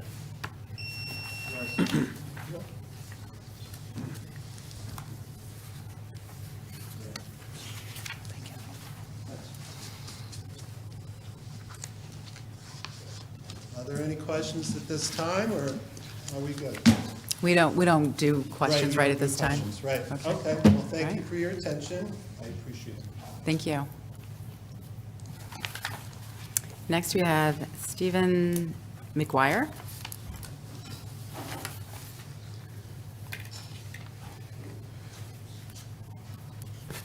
Thank you. Stephen McGuire, 46 Ocean View Avenue, Mystic, Connecticut, and Wolfboro, New Hampshire. My father-in-law built our house in 1952. My wife went to SB Butler School, one of the first students there. She wouldn't want me to say that because that dates her, but that's the facts. Imagine, and this is with a special acknowledgement to John Lennon, Imagine from the Mystic River to Flanders Road, a park for the people. Imagine not every square inch of Mystic being developed. Imagine little kids swinging, climbing, going down slides, having room to roam. Imagine a real backstop with real bases and no cars in the way. Imagine a basketball court with 2 baskets. Imagine a place to walk, gather with friends, enjoy the views. Imagine the cheers when the building is gone and the grass is green everywhere. Imagine your names on a brass plaque when the new park is dedicated. Imagine the thanks you will get 100 years from now. Imagine when those people say, "Thank God they saved some open space." Yes, I might be a dreamer, but I'm not the only one. I hope someday you'll join us, and SB Butler will be Park 1. It should be open space, period. Thank you very much. Thank you. Is there anybody else that would like to speak? Just to let you know, we do have one online.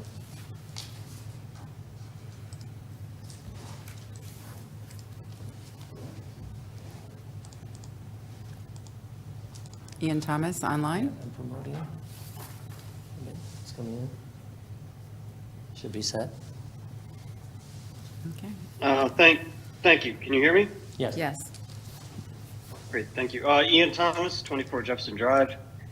For full disclosure, I am a Board of Education member and the spouse of Councilor Bordelon, but I am here speaking as a private citizen tonight.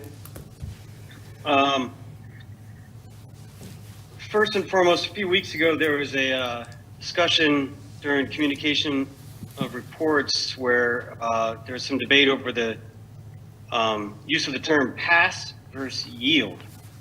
And in consideration of Robert's rules, yield is a term that is reserved to debate.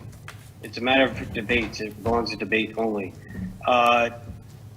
Communication of reports, that's just, you're just issuing a report, so that's not a debate. So I believe that is an incorrect application of the term yield.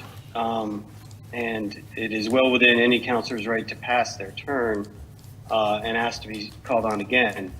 Oftentimes that has happened many times in the past with votes as well. During voting, someone can pass and ask to come back at the end.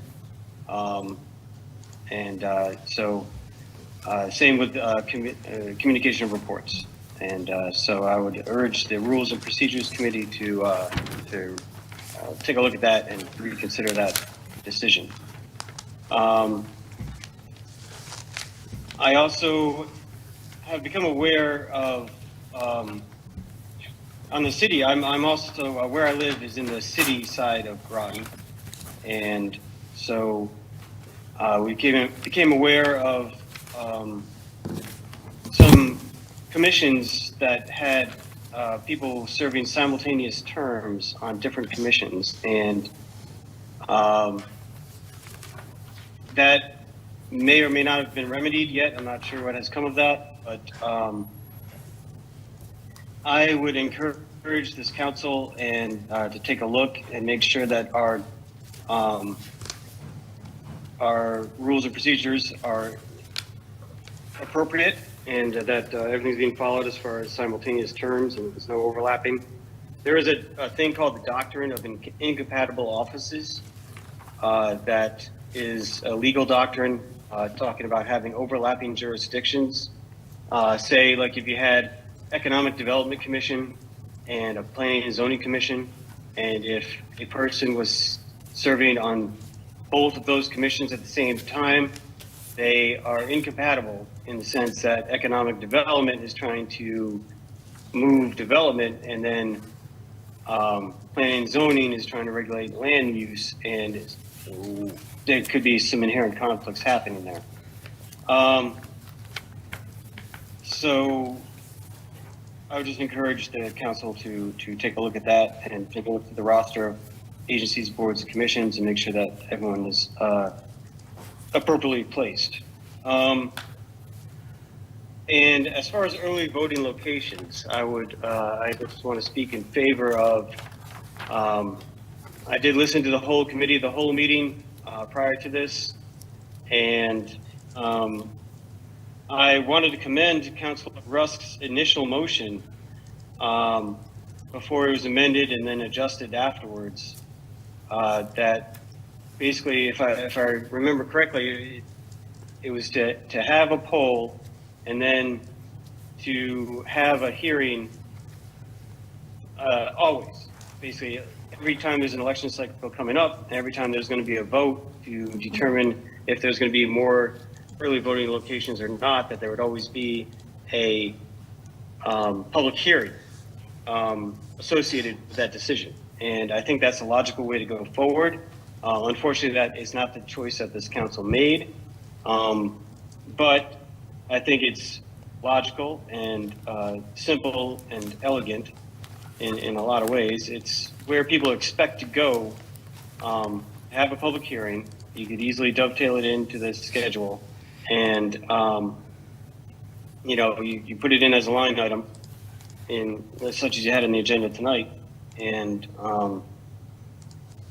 people, if they have something to say about it, they can show up and say something. And polling, as people come in, that's great. But always having a public hearing as part of that process would be a thorough way to go. So that's all I have. So thank you for your attention, and carry on. Thank you. May I make a point of clarification? Point of order. There's no such thing as point of clarification. It's May a point of may- information. May I make a point of information? Point of information? That was not my motion, and I just don't want it on the record that that was what I stated. Thank you. Is there anybody else in the audience that would like to speak? Okay. All right, we are going to close out citizens petition and comments, and we're going to move on to the consent calendar.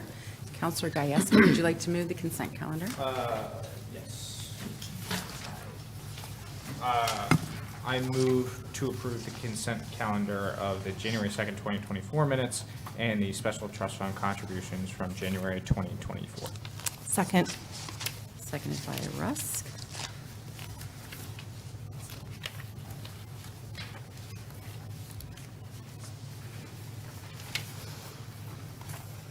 Does anybody have any changes or corrections that they would like to make?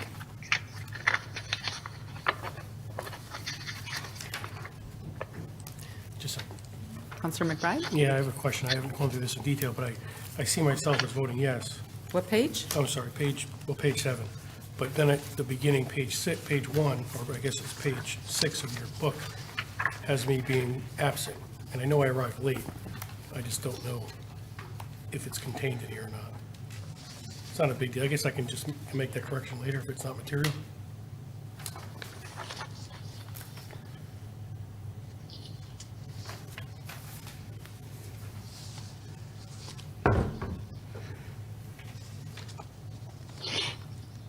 Because I was late.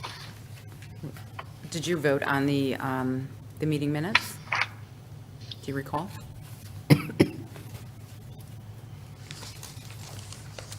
No, I don't believe so. Consent calendar.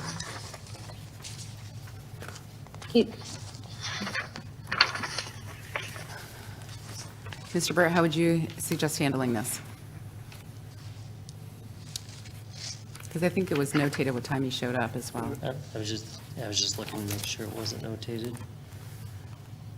Tuesday, January 2nd.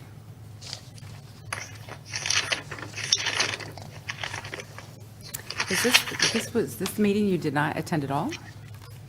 I don't think I attended at all. So I just, December 5th meeting? December 5.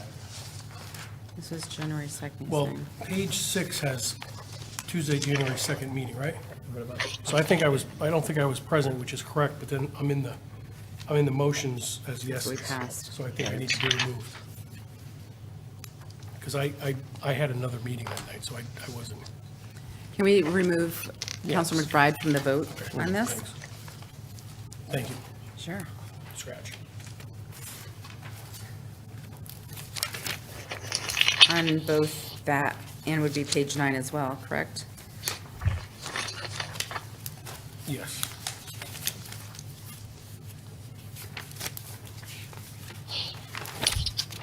Okay. We'll pass the consent calendar with amended changes. All in favor? Aye. Aye. Opposed? Abstentions? Passes 9-0. All right, moving on to communications, town councilors.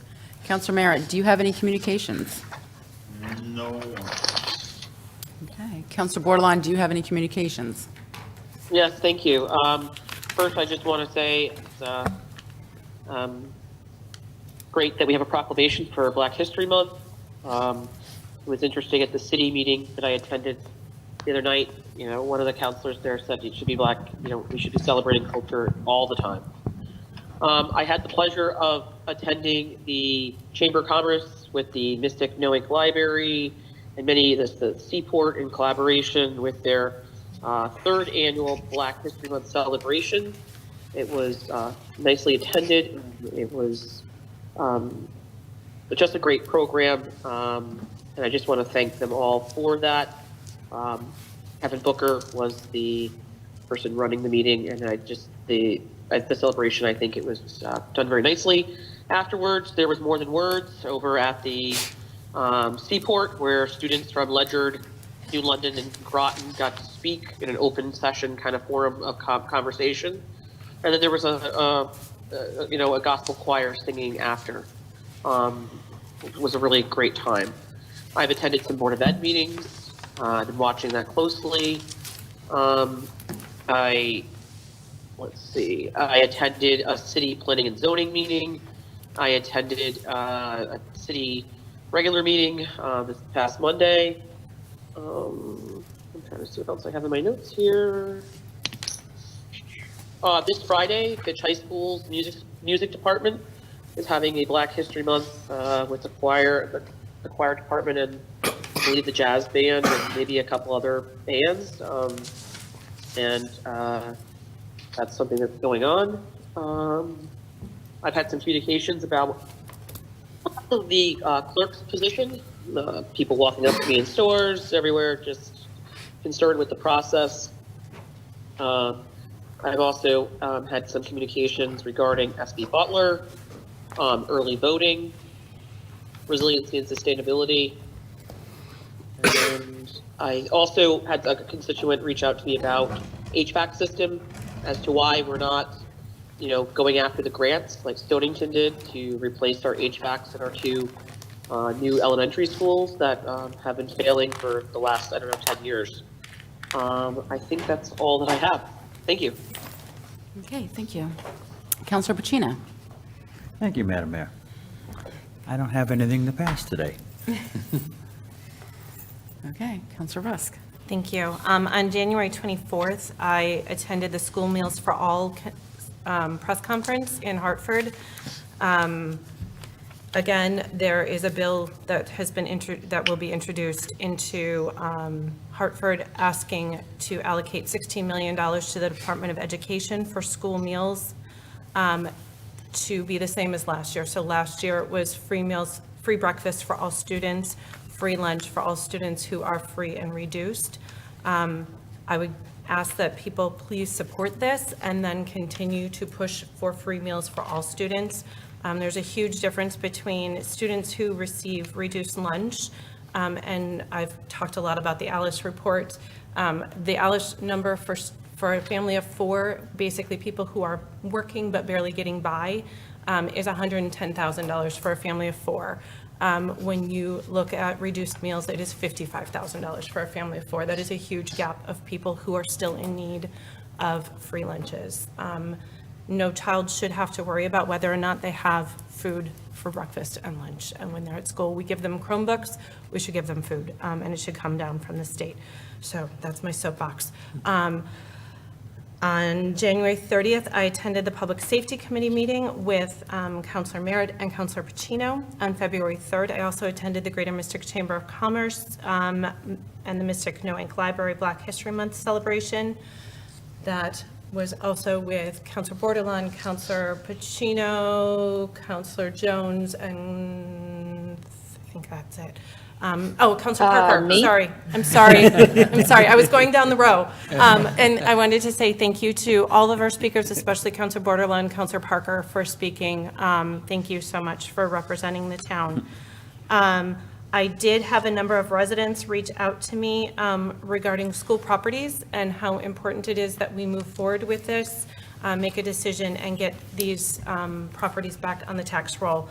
I had a lot of people reach out to me regarding Groton Heights, because that is my neighborhood, concerns about making sure, looking at the property swap between the town and the Bill Memorial Library, supporting that, as well as supporting not putting large additional structures on the Groton Heights property in light of the fact that it is a residential neighborhood. I think we hear a lot about SB Butler and keeping it as a park, but we also have a residential neighborhood there.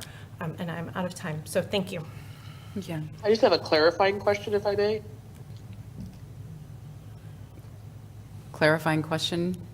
You mean Or a point of you have a point of information, information? That's fine. I just wanted to ask Councilor Rusk through the mayor, is there anywhere that we should submit a letter in support of the free lunches, or is there a date coming up to speak to this? And if she doesn't know now, if she could just send me the email, that'd be great. I'd love to send something forward. I think I Thank you. have 20 seconds left. Can I take my 20 seconds? I was going to ask if you would send information to all the counselors so that we could send letters of Absolutely support. will. Just so that if people out there want to hear it, is End Hunger CT. There's a link on their website, and you can, it will lead you right to where you need to go. So End Hunger CT. Thank you. Thank you. Counselor Jones. Thank you, Madam Mayor. Just some announcements. At Thrive 55 this Saturday is the Super Bowl. Super Bowl has been a lot of fun with different area restaurants supplying soups. And people just come and they pay to get in, and you can get to sample a lot of great soup.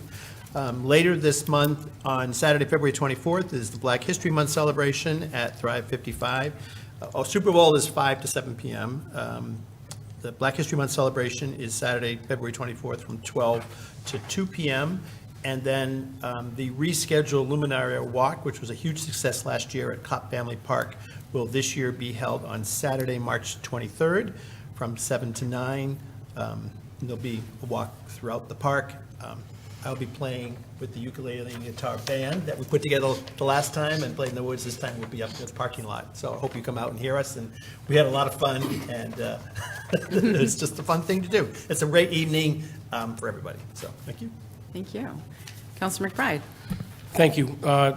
On January 24th, I attended the business luncheon with Joe Courtney, which was nice to hear about all of the upcoming priorities he's working on.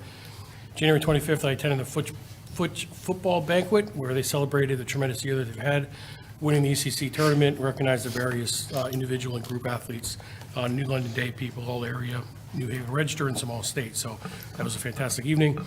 Also received some resident complaints, a particular complaint regarding noise coming from the state pier that was being heard from residents in Groton at 2 a.m. I spoke to Town Manager Burt in regards to this. I want to thank him for him moving forward and resolving the situation. A special thank you to Representative Chris Conley, who was helpful in working with the state and the executive director of the Port Authority to remedy the situation. Also had some concerns or some emails from residents concerning the Shore Avenue bids that have come in, and I don't have much information other than there's some concerns that that estimate is coming in over budget. So I'm sure we'll be looking at that down the road once that information becomes more available. And also attended the EDC Commission meeting on February 1st. Another great meeting. Mr. Boris is doing a great job running that commission. Really good detailed presentation from the SEAT organization about what their services and what they're providing, and just some great year-end objectives of the Economic Development Commission. So that's all. Thank you. Thank you. Counselor Gajewski. Thank you, Madam Mayor. Similar communications to as other counselors have stated, but I do want to highlight the information that we got from one of the citizens petitions As a resident of the S.P. Butler neighborhood, I was one of the neighbors that received information. I wasn't home at the time, so I did not speak with said developer, but I did submit that information into the public record with the town manager, so he is aware of that. And this one is a little bit different, but has some similar. And I have heard a lot, being in that neighborhood, I hear from my neighbors and citizens all the time about the importance of that property, and I look forward to hearing what the TOPE committee, when they come to the council, regarding what they're doing. I'm open to all ideas, and I appreciate the continued voices from my neighbors and fellow citizens in regards to all town properties, as my dear colleague, Councilor Rusk, had mentioned with Groton property. So that's it. Thank you. Counselor Parker.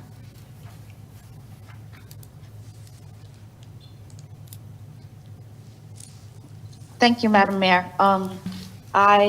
Councilor Russ already stated that I did attend the Black History Month, was able to read the proclamation on behalf of the mayor.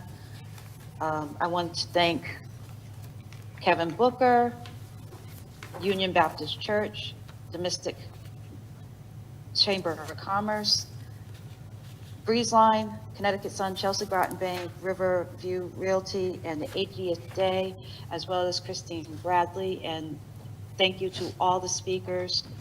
The concert was wonderful. We had people that came from Bloomfield to come down and participate with us.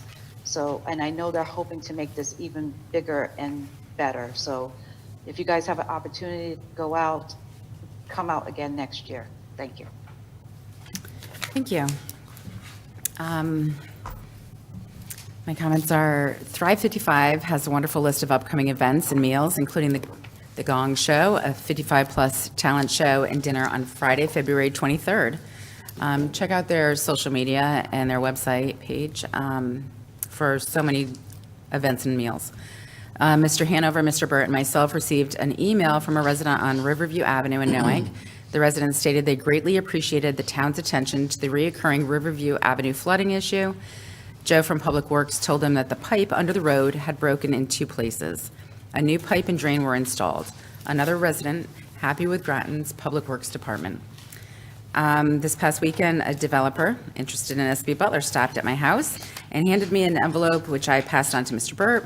This developer knocked all doors on my street, and I can assume they were going around the neighborhood, which he was here this evening. Last week, I was voted onto the board of the USS Groton Sail Monument Foundation and attended their monthly meeting.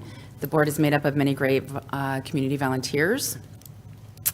And while reading Mr. Streeter's book, Groton Historical Bits and Pieces, I found another interesting historic story of interest.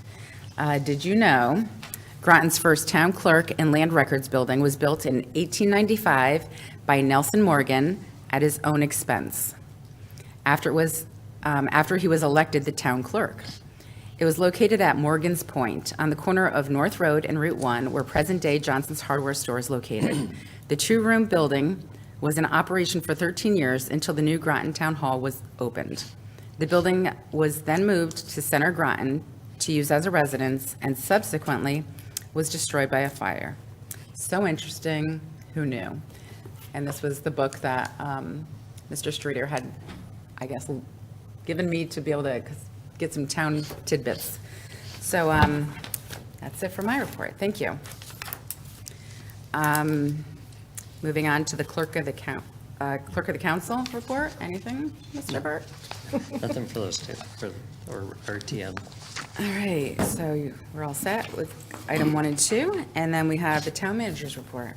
Not much tonight. The last few days I've been tied up in budget meetings with departments and going over all the odds and end budgets. I'll get the CIP draft list end of the week, so that's always a big factor. So hopefully I'll get a better feeling by then how things are shaping up. Transfer station solar project will be coming to the council next week, so I'm happy to see that moving forward. If you look at our town calendar on our website, we've started adding YouTube links when we post the minutes and things. If you go into that calendar, you'll actually click right on there to the appropriate meeting rather than have to look for it on YouTube. So kind of nice. No Ink cell tower with the police cell tower that originally was looking at No Ink, that we're closing in on, wrapping up that draft lease, so hopefully I'll have something for the council soon. TVCCA lease, that's pretty well done. It doesn't make sense to me to probably bring it forward until they're closer to the funding being set, so I've got to talk to them a little bit more, but probably it'll be a little while before that comes forward. And Par 4 restroom, long-awaited project. First week here, people asked me about that 6.5 years ago. Starts March 18th. And this is consultation with the owners to make sure it works for their schedule. March 18th it starts. It'll take about 3 to 4 months, so it's a fairly lengthy project. That's all I have. Okay. Point of information. for the town Yes. manager. Do you have an idea of when the TOP committee will be coming to the council with the SP Butler property? I think it'll be fairly soon. I just received the full title search back. No issues found. The planning department is seeking I think we're looking for getting an appraisal and a couple other pieces of items, so, but the title work was probably the thing that was going to take the longest, so hopefully soon. Okay, thank Okay. All right. Moving on to I have my hand up. Counselor Bordelon. Just a question for the town manager. The HVAC grants from the state that we missed out on, knowing that we have, really severe HVAC issues at the 2 elementary schools. There are buildings in the end. Is this something on the town side that we should be keeping on our radar and applying from the town side, or how would that No, work? they're under the jurisdiction. Once they're built, they go to the Board of Ed. And I did see that it was mentioned in passing at the Board of Ed meeting last night. And I know that our state legislators have said they've given information to the school about applying for those grants. There should be some more funding upcoming, but that's a Board of Ed project. So it would be in the jurisdiction of the Board of Ed, the town would not apply for those grants for our buildings that we take over in the end? Okay, thank you for that.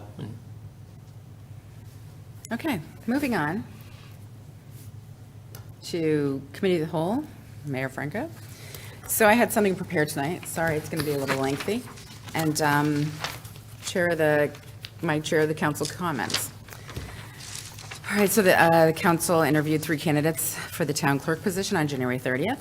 Mr. Burt and I discussed the town council referrals to committees, and Mr. Burt will take on the task of forwarding all the referrals to the appropriate committees that the council had discussed.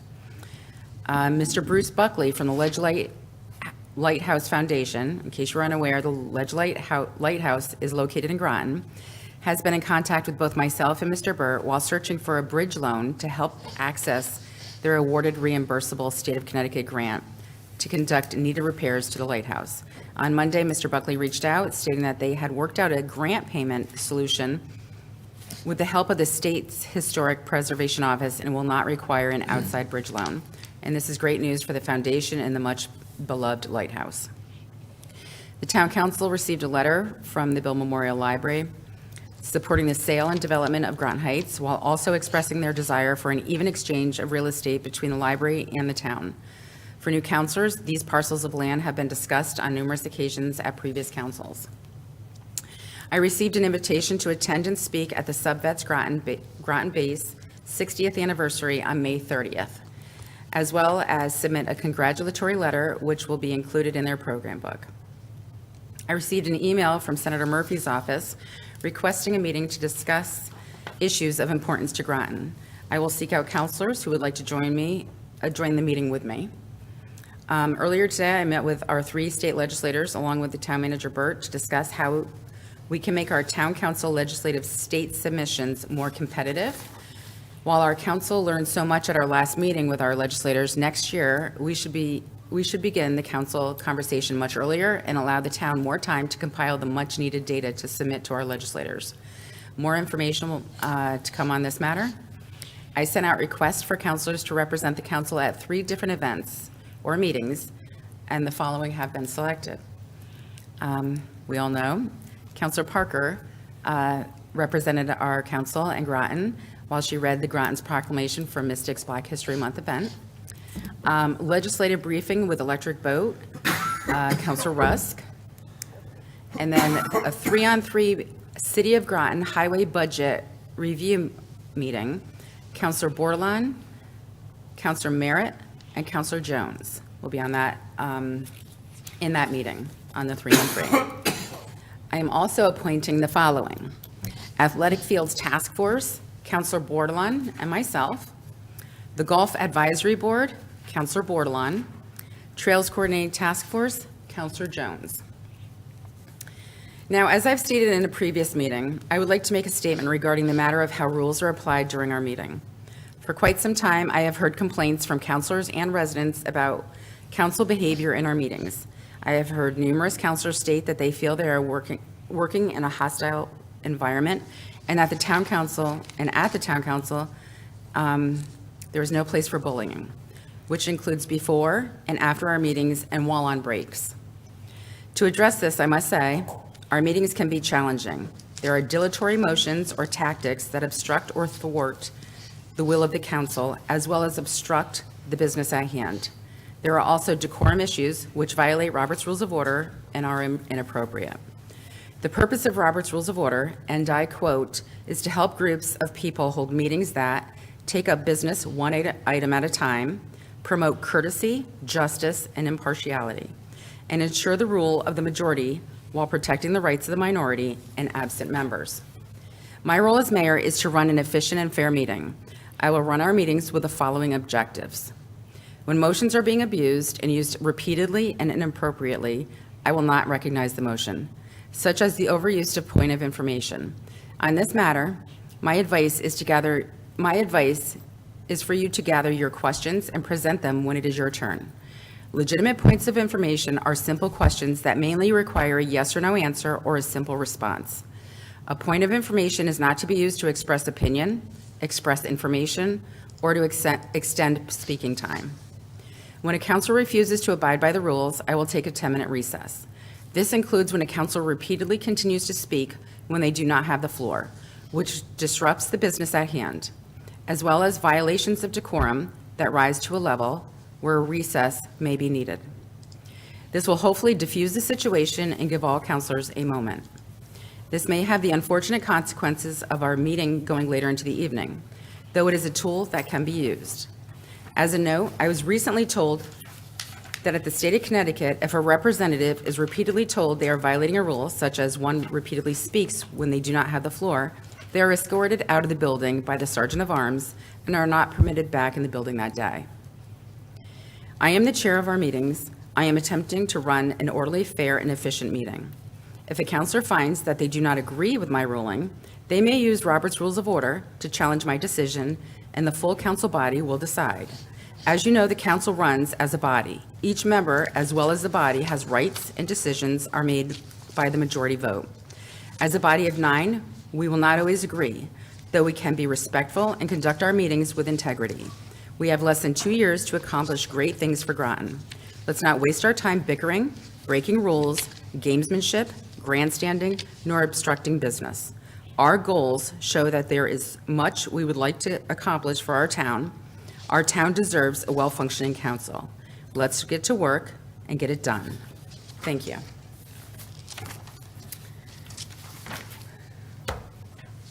Personnel and appointments. Chair Jones. Thank you. The first personal appointments of our session, 34th council, met on January 16th. Had Councilor Rusk and Councilor Gajewski attended, and we will go through all of the reappointments and regular appointments in new business. Thank you. Rules, Councilor Parker.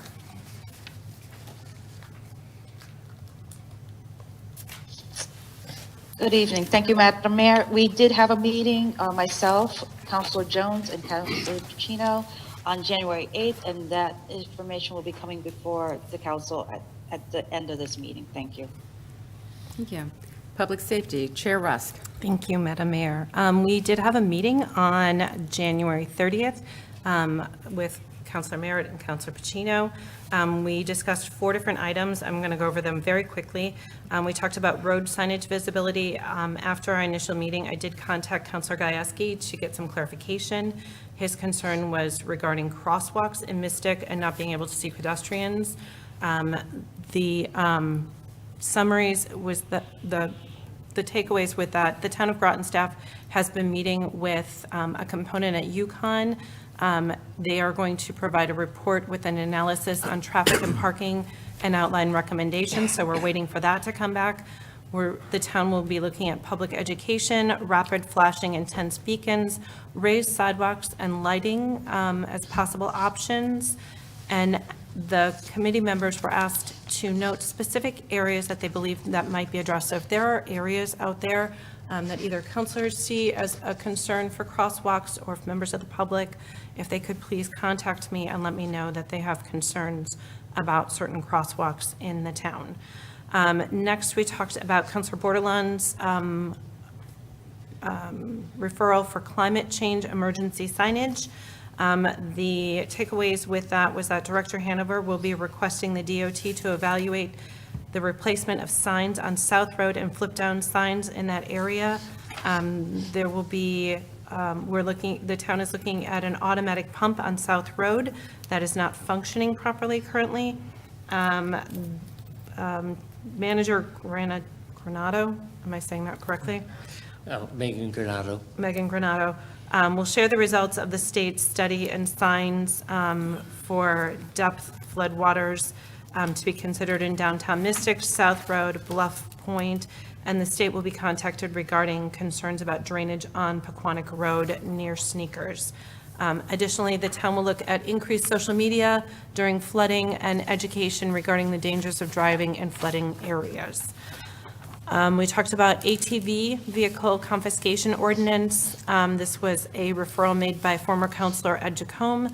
The town manager will be requesting the town attorney to draft an ATV ordinance to in coordination with the Town of Groton Police Department for inputs on fines, sale of gasoline to ATV riders, and other considerations. So when that comes forward, all of that, I will bring it to the council. The last thing on our agenda was the Town Hall Annex Fire Training Station. The Groton fire officers requested not to pursue the Fire Training Center at this time. So we are not moving forward with that. And that's it. Thank you. So on to new business. I just wanted to mention on that pump that was not functioning, we don't know whether it was turned on or not, or just not functioning on South Road during the last rain. So to make it clear, that's a state pump, we're just going to be asking about it. So it's not a town pump. All right, thank you. So we're moving on to new business. Number 2024-30-4, the town clerk appointment. Councilor Rusk, would you like to read the motion? I hereby move that the town council appoints Marisol Melendez as a full-time town clerk for the remainder of the term through January 5, 2026, and authorize the town manager to negotiate the starting annual salary within the range of $70,000 to $95,000. And be it further resolved that the town council is continuing to grant the position of full-time town clerk with the same benefits, which shall include a choice of defined benefits or defined contribution retirement plan, optional deferred compensation retirement plan, healthcare benefits to include medical and dental, prorated employer HSA contribution payment, paid town holidays, employer-sponsored life insurance, tuition reimbursement, and employee assistance program. All benefits will be subject to the terms and conditions of the non-union group that is in effect at the time. I so move. Second. Okay. Moved by Rusk, seconded by Gajewski.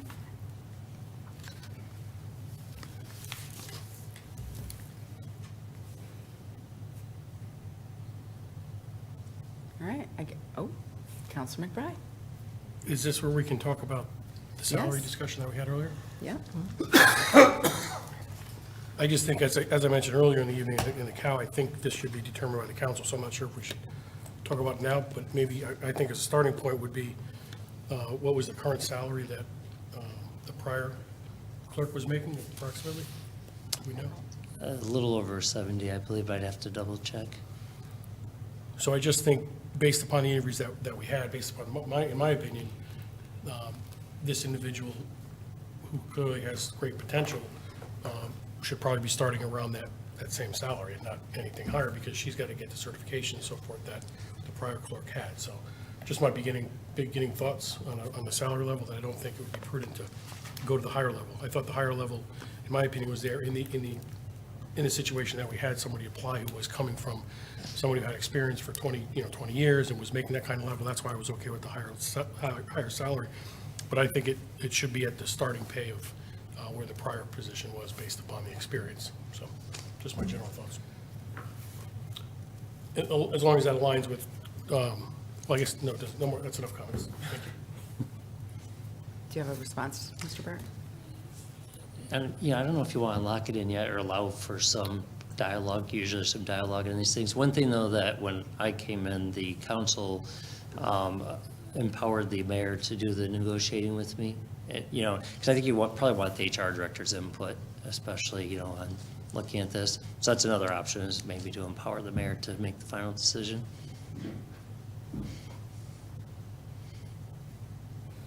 Are you all set? Yeah, we'll start for now. All right, Counselor Bordelon? I think we're elected at large. We don't have a strong mayorship. We have a paid town manager, and this position is by appointment of a Democrat slate of people. I think that we all need to be part of it. It should be each and every one of us around the table discussing this. Because I think we all have different views, and it's not going to be captured singly or individually. I think, this motion should state, town council will, work out the salary. That's my opinion. I just want to ask the town manager why he thinks that the mayor should do it. I was just saying that that's how it was done when I was hired, even though it was a council decision. Right. For me, as we've learned, as we've evolved, sometimes we realize, maybe that's how they want to do it. That was an all Republican council. So it doesn't matter the party, but I think that we should come up with our plan, and I think that I can support, Councilor McBride's request of, somewhere around the starting. And then in 2 years, when this seat's up for election, we can renegotiate. But for now, I think that we need to be fiscally responsible and, look at a fair, equitable wage based on the dialogue and discussion. So I'm not sure what that will look like long-term. Are we trying to plan tonight to set the rate? Is that what we're doing? That wasn't the original intent, but it's entirely up to the council.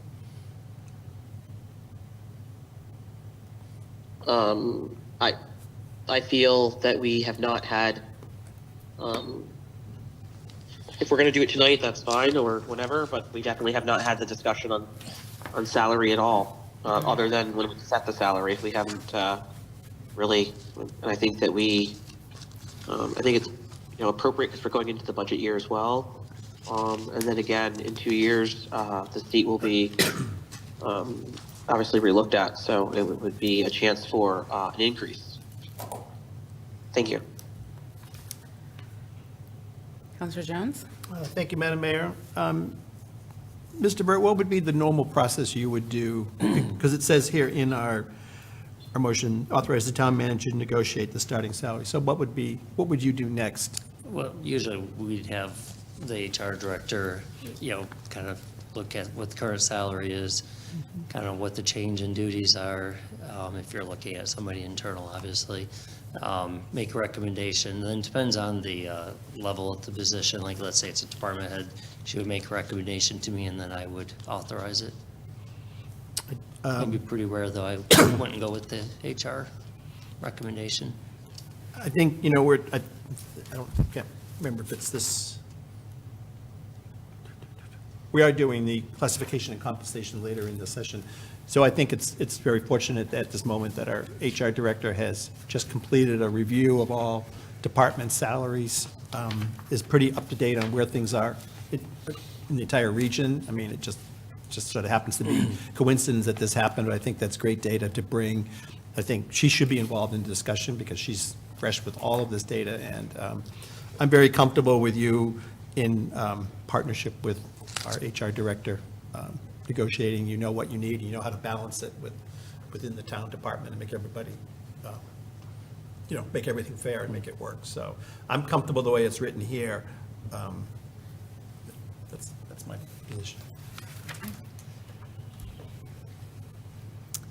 Did we, I believe we also had a discussion and stated that was there not a deputy clerk, but maybe an assistant clerk? Oh, or- right. And what their rate was, and we would want to go above that. We wouldn't want to be below that. Yeah, there's. And I think that was the And just so project- you know, this is the time of year where you can only, once during a four-year term, you can do it at the beginning, going into that four-year term, but during a four-year elected official's term, you can only change it right now, or basically after the second year. So you would have been increasing the salary likely this Right. year too, so. But I believe that position was, if I'm correct, was approximately 75,000. Is that correct? I don't think it's that high. You don't think that's- I would have to talk to the HR director. Okay. though. So the range is between 70 and 95 is what it's listed in our resolution. And is there any more comments from counselors? Go ahead. Counselor Merritt, did you have your hand up? Not really. My only thoughts are, I would actually have to know where the last position left off at. It was approximately 70,300. Must be a little higher than that. I thought it was 'cause I do think the 70,300 and Deputy something. is at 70-ish. 73,000. Approximately 73,000? I'm hard pressed on this one. My open thought would be in the range of 75 to 80,000 to begin. I can't see, if 95 is tops, so be it, but I wouldn't jump right up to that. And if this is only a 2-year term, then we move on from there. Counselor Pacino? I would be interested to see what HR director and town manager come up with as far as what they think. And they tend to hire people more than I do. And they would probably not just look at what other towns are paying their town clerks, but the person we're putting into this position as well, and her qualifications. My next question would be, if we brought her in at, let's say, the same rate that the last one left at, would there be, in the next 2 years, the ability for her to get a little bit of raise if she got her qualifications? No. So the only way she'd get a raise is in 2 years when she gets reelected? Right. Okay. If you set it to a new level. If the council decides going into that budget or that time period to change it. Okay, If so you on her, don't, then it remains the same for another 2 years. so on her own accord, the only way she can get it would be in the middle of her term, in the 2, if she asked and talked about Right, it. and I think it's a 2 to 3 year process, up to a 3-year process to get the certifications, to take all the classes. Okay. All right. Counselor Gieske? Thank you. Thank you, Madam Mayor. Going back through my council notes, the previous town clerk's salary was $70,380. Actually, the clerks, I just pulled up, 72,725. I think that's probably the deputy. That might be the deputy or close to it, but Somewhere in that way. Can you repeat the number again? I had in my notes that I had $70,380 was the salary of the That's previous what I town thought. clerk. That's what I was saying. Yeah. But then I remember 73,000 somewhere, so that. that's got to be, this rounded, it would be 73. Or is that the supervisor? Clerk. No, I no, I thought it was I have right here that I know what the salary is, Okay. it's 73, or it's 72,725. And it would likely, I would have been recommending it go up this year. Councilor McBride? Yeah, just another thought. With all due respect, Town Manager Burt, I think the more information you're revealing, I think there probably was a precedence to why the mayor made that decision last time, and I think it makes sense. If the council is setting the salary, I think the council has more say in this decision than the town manager. So I would like to I think it would be a good idea to follow past precedent and have the mayor make that decision, because she, in effect, is going to work with you and talk to your staff and involved in that decision, but I think the ultimate decision should be someone at the council. And you could obviously call councilors one-on-one and talk about that as well, but, so I think it should be the mayor. So I'm going to go forward and make a motion to move this as is, except to change, authorize the town manager to change it to the town mayor to negotiate, keep the annual salary as it is, just because that's what it was placed at. But I think it should be the mayor's decision based upon her knowledge of the council's discussion and in conjunction with talking to the town manager and working with the HR director, but I think it should stay at the council level. I'm entirely fine with that. I'll second that. So just take out Amended. manager and put mayor Just there. put mayor, just have it, so that way it's a council decision, but she obviously Amended will work with. by McBride, seconded by Parker.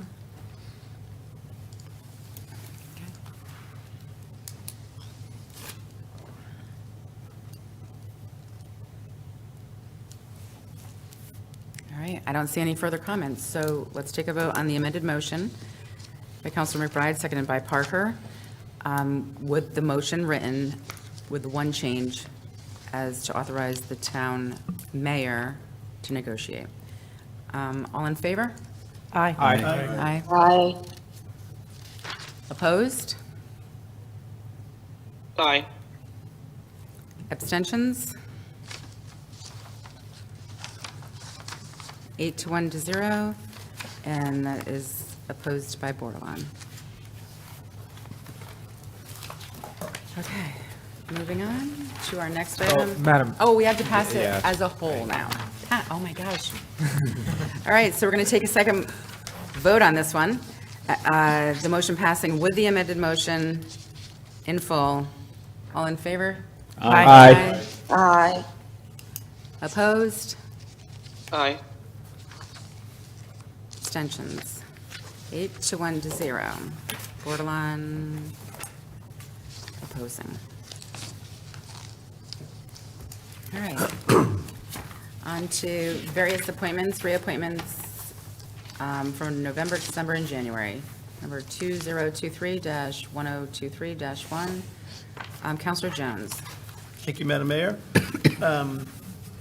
Just a question, do I read the party or just the names? No, does he have to read the party or just the names and the? The appointment I names? mean, it's in the packet, so I don't think So you just have read to. them? Okay, okay. The names in the committee? Yeah, what they're doing, the name, Yeah. and then the committee. I would, yeah. That- Right. This is a resolution making the following appointments and reappointments to the authorized agencies, authorities, boards, commissions, and committees, the ABCs. Resolve that the town council appoint the following individual to the authorized ABCs as noted. Eunice Stephen, reappointment to Inland Wetlands Agency. Barbara Block, a reappointment to Inland Wetlands Agency. Barbara Williams, reappointment to the Inland Wetlands Agency. Hale Keller, reappointment to the Library Board. Sasha Nanvasivia, hope that's okay, reappointment to the Library Board. Matthew Shulman, reappointment to the Library Board. Carl Strand, reappointment to the Library Board. Joseph Kane, reappointment to the Shellfish Commission. John Burt, reappointment to the Retirement Board. Kristen Packa, appointment to the Historical District Commission. And finally, Don Levinson, appointment to the Community Development Advisory Committee. So- Second. Second by Gieske. Point of information. Madam Mayor, Counselor Parker? I believe it's Haley Keller, please, Hallie, not Hale. Hallie, thank you. Hallie Keeler. Keeler, H-A-I. Keely. Hallie Keeler. Keeler, Hallie Keeler. Okay, sorry. Okay. I have my hand up.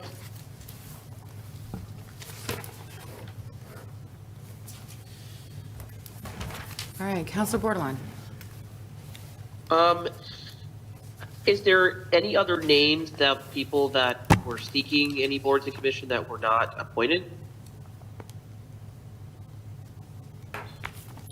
all applications were discussed at this time. So my question is, were there other applicants that applied besides this list? We have several other applicants that will come up at future meetings. There are several, some within the time frame and some not, but there are other applicants that will be coming up in the current one in February 20th and ones following that. Thank you. Thank you. Councilor McBride? Yeah, last meeting, a few meetings ago, I commented I received several emails regarding some of this process, and to be honest with you, I don't know all the details, but I've received several emails, several phone calls, and I guess my question is this. My understanding, and it may be incorrect, but I just want to, for a point of clarification, that the committee chair of the Historic District Commission submitted a recommendation for Mr. Goodrich, who was an alternate member, to become the permanent member, and he was not selected, and Kristen Packer, who I don't know, and maybe she's a terrific person and qualified, is on this list. So I guess I would just like for clarification, why was he not considered, and this individual is a recommended choice of the committee? We've communicated with that individual, and he's aware of the standing on the agenda, and he will be on the following meeting in February 20th. Okay, but I guess I appreciate that. Why wasn't he considered for this position, I guess is my question? Or is he being considered, there are other open positions? Yes.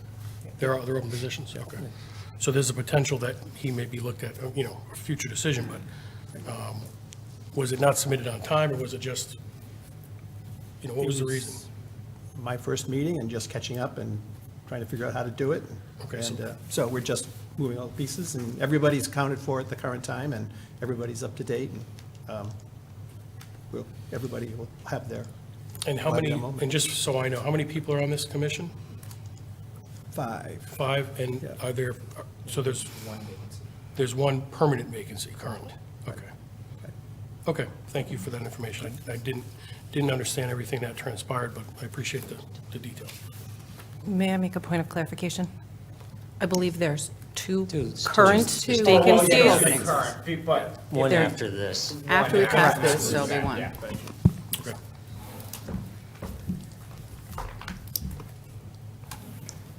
Councilor Merritt? I didn't want to say this, but I might as well, that I respect everybody's concern on these appointments. However, we have committees to do this, and I would like to respect the committee's decisions also. Thank you. All right. Seeing no further questions, we will vote on 2023-1023, various appointments, reappointments, November, December, and January. All in favor? Aye. Aye. Aye. Opposed? Abstentions? McBride? All right, so that passes. Sorry, I couldn't hit my button. I'm abstaining from this. 7-0-2. Moving on to 2024-118-1 miscellaneous and ad hoc committee appointments. Counselor Pacino, would you take this one? Recommended action in motion. Okay. Yes, thank you. Resolution making the following appointments. I did not write them in this one. Gajewski and Merritt. Okay. Resolution making the following appointments to miscellaneous and ad hoc committees. Resolved that the town council to appoint the following individuals: Citizen and Police Committee ex officio, Counselor Merritt. Children First of Groton, Counselor Gajewski. Performing Arts, Counselor Gajewski. Southeastern Connecticut Regional Resources Recovery Authority, Counselor McBride. And Southeastern Connecticut Water Authority Representative Advisory Board, Counselor Borderline. I so move. Second. Moved by Pacino, seconded by Rusk. We've had full conversation on this in our last meeting. All right. Counselor Bordelon. Thank you. I think, I just want to say, line my marks with the mayor. When she read some of the concerns, again, I've been asking and constantly being overlooked for different boards and committees, and, that is a concern of mine. Thank you.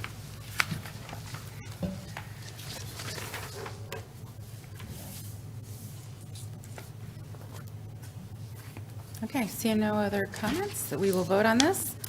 2024-118, miscellaneous and ad hoc committee appointments.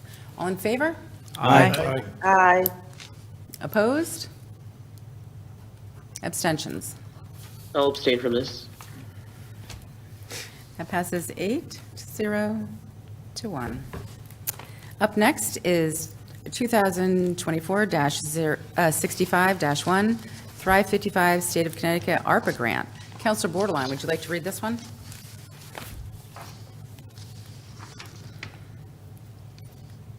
If I'd like to read, I'll raise my hand to read, but I'm not interested. Thank you.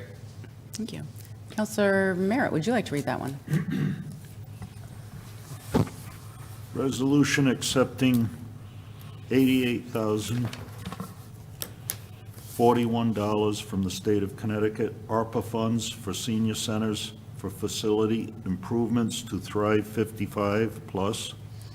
Whereas the state allocated ARPA funding for senior centers throughout Connecticut to make facility improvements, and whereas Thrive 55 plus was designated to receive $88,041, and whereas staff collected feedback from the patrons to establish program and facility needs, and whereas those needs included but are not limited to an outdoor storage unit for outside programming, solar-powered benches, automatic doors, the completion of the exterior signage project and upgrades to fitness equipment, Wi-Fi and food service equipment. Now, therefore, be it resolved that the town council approves the town manager or his designee to execute all grant documents and accept the state of Connecticut ARPA grant funding for Thrive 55 plus Active Living Center in the amount of $88,041 for facility improvements to better meet the needs of the 55 plus population, and refer the matter to the RTM per Rule 6.5.3. Second. So moved. Second, Jones? Passed by Merritt, seconded by Jones. As well, we've had full discussions in our committee of the whole on this topic. Seeing no hands, let's take a vote on it. Number 2024-65, Thrive 55, State Connecticut ARPA Grant. All in favor? Aye. Aye. Opposed? Abstentions? All right, that passed 9-0 to 0. Up next is 2024-74-1, Part-Time Seasonal Pay Plan. Counselor Gajewski, would you take this one? Yes. Resolution updating and implementing the fiscal year 2025 part-time seasonal plan. Be it resolved that the town council hereby approves adopting and implementing the fiscal year 2025 part-time seasonal plan as presented effective July 1st, 2024. Second? You so move? You just, at the end, you usually say, I so Oh, move. so moved. So then we know, Sorry. Second. Okay. Passed by Gajewski, seconded by Jones. Again, something we had full discussions in Cal about. Not seeing any hands, we will take a vote on this. All those in favor? Aye. Opposed? Abstentions? That passes 9-0 to 0. Up next, 2024-73-1, non-union classification and compensation. Counselor McBride, would you like to take that one? Page 21. Thanks, I was reading the detail. I got it, I was looking for my notes from Cal. And if you'd like, you could just read the resolved at the bottom if you'd like. You could Start read with the whole resolved? thing if you'd like, or the resolve at the bottom. Resolve. Resolve that the town council hereby approves adopting the updated non-union classification and compensation plan, implementing the new plan with salary adjustments for employees as noted, and approving the ability for the town manager to make market adjustments as needed for non-union employees and positions in the amount of up to $5,000 per member, not to exceed $25,000 per fiscal year, with all items effective February 7th, 2024. You so moved? As so moved. Second. All right, passed by McBride, seconded by Rusk. Again, full conversations in count. I don't see any hands raised, so we shall take a vote on this. All those in favor? Aye. Aye. Opposed? Abstentions? That passes unanimously, 9-0 to 0. Up next, 2024-3-1, Town Council 34th Rules and Procedures. Counselor Parker, would you like to take this one? I will, thank you. Would you like me to read the background first? It is your prerogative. Okay. So at our meeting on January 8th, 2024, the Temporary Rules Committee met and proposed changes to the 33rd Town Council Rules and Procedures. These revisions will be updated, will update the document for final approval as the 34th Town Council Procedures. So first off, we updated the title to the 34th Town Council. The second change we made was Rule 8A, Parliamentary Authority for the 11th edition to be changed to the current edition.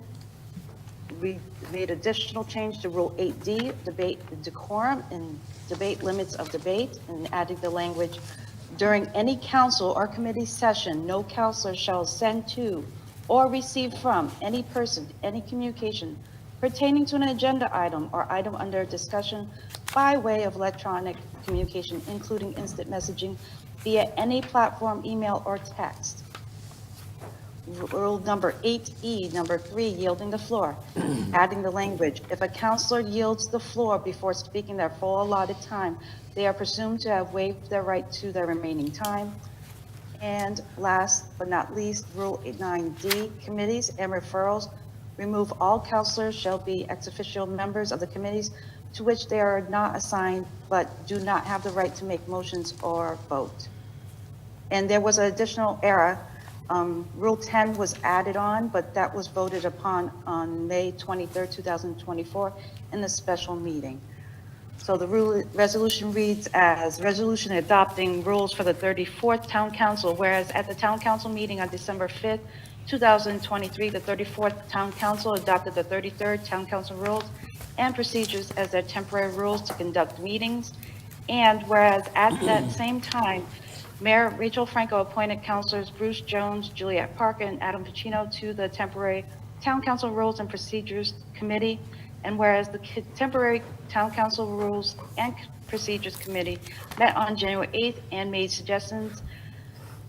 suggested changes to the rules, now therefore be it resolved that the Town Council adopts the rules of procedures of the 34th Town Council, see attached, said rules to be effective immediately. I so move. Second, Jones? Passed by Parker, seconded by Jones.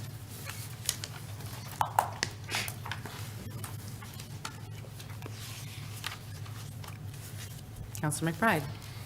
I just have a quick question on the third bullet point down, the second sentence. Any person, any communication pertaining to an agenda item, and that goes on to say, by way of electronic communication. So I understand electronic communication, but does this also include me giving Dan a note as communication? Because it's not electronic, but that would still not be allowed, correct?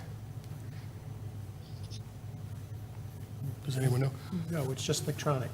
So it just like, so I can still write a note and give it to him? Yes. Oh, no, well, yes. No, well, From pertaining to this exact written rule, it does not cover. any written. communication, it does, I said any communication though, but I did say by electronic and Right, and I'm just I wondering if it apologize, should Madam be, Mayor. I guess I'm just wondering if it should be worded somehow differently. I get your intention, but if the intention is to destroy electronic communication, which I'm in favor of, I think it should destroy any communication between any counselors, even papers passed between each other. And this, I understand it, I don't think this does that. Well, I think what you're talking about is also covered in FOI. So I still So can't. that's already I a still rule. can't do- FOI is above these rules, so FOI, those would supersede these. These are trying to say, I believe, in our council meetings, there have been, electronic communications happening, and not so much between counselors, but between people on the outside sending messages back and forth to counselors Okay. during the meeting. I think that's one of the issues that are in play right here. And that makes sense. I'm totally in favor of that. I just want to make sure that there's somewhere where we shouldn't be communicating ourselves as well, right? But that you're saying that's already inherent in the rules that we follow. That's in FOI, which is actually above our Okay, council rules. so that's not, I'm good then. I just want to make sure that's covered. And just for my clarification, number 9, what's the purpose of number 9, not allowing counselors to be ex officio members? Just for my own clarification. Council May- Parker, would you like may to I, answer Madam? that? Yep, please, thank you. Thank you. As the current rules chair, we've had meetings where only 3 counselors, there are counselors who have attended the meeting that have ended up being an unintentional council meeting, because any more than 5 people, because 5 can vote, any more than 5 people is considered, in my viewpoint, considered a quorum of the council. We are bringing this forward to everyone at a full, transparent council meeting. For instance, some of us do not go to personal appointments meetings, some of us do not go to the public safety meeting, but the Rules Committee is the only one where everyone shows up at the same time. And I've had to write in my notes that there was an unintentional quorum of the council.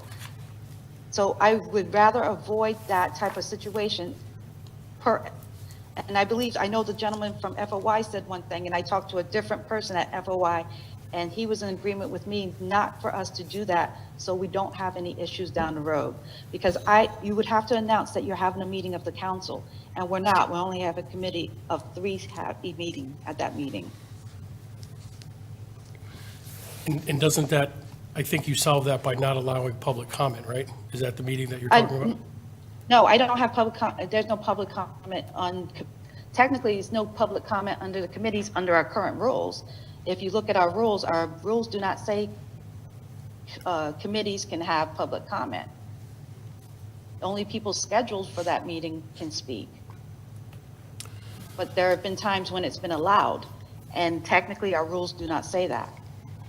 Okay, so I'm following. So what's the purpose of removing councils as ex officio if they can't speak? If they're not? So I do not wish to have unintended consequences later down the road. Removing the ex officio, you can attend, but the terminology is ex officio, they believe they can speak, and that's not what the case may be. Not at a committee meeting of 3. There's only 3 people at a committee meeting. Okay, I guess I'm not following completely, but understood. Counselor Borderline? Yeah, it's just a little confusing, but anyway, I mean, you really can't control if everyone, gets into a meeting. I think it's great that there's council involvement because it's a lot to rewatch these meetings to get up to speed. Again, I feel the rules are trying to limit our natural voice. If there's electronic issue. Counselor Borderline, nobody's limiting your voice.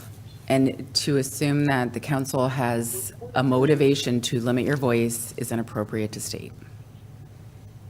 I'm speaking for myself, which I have a right to do. You are speaking I about feel- councilor members trying to limit your voice, I and that is feel a these violation of Robert's Rules of Order on motivation. I'm speaking that these rules will limit my ability to speak appropriately and fairly. Does that sound better? Thank you. Okay, sure. these are stifling, I feel, discussion. Every year, it seems that they keep getting worse. If there's electronic issue, then, but I also believe there's a paper issue. Many times I see on the council where people are passing notes and writing on their agenda packet and people are reading it. You can see it straight down. So no one follows that. I am concerned that we continue to make these rules in a way that's just not very, in my opinion, very democratic, or I just don't see the purpose. And I'm looking here, you know, the other thing, Rule 8, debate and quorum, just everything, the yielding of the floor, that, again, yielding is not being used properly, in my opinion. You're really worried, we're really concerned about councilors yielding the floor. I mean, to what end? I mean, we have bigger fish to fry here. I mean, that we have to make a rule because a person can't pass their turn for a minute. I mean, I don't understand. I just think they're very encumbersome and just, to me, in my opinion, not very democratic. Anybody should have the right to say, can you just come back to me? Maybe your brain's not thinking right. What if you have a disability? You're not gonna let someone gather their thoughts? I just think that's so controlling, in my opinion. And if this is the type of rules that this council wants, vote them in.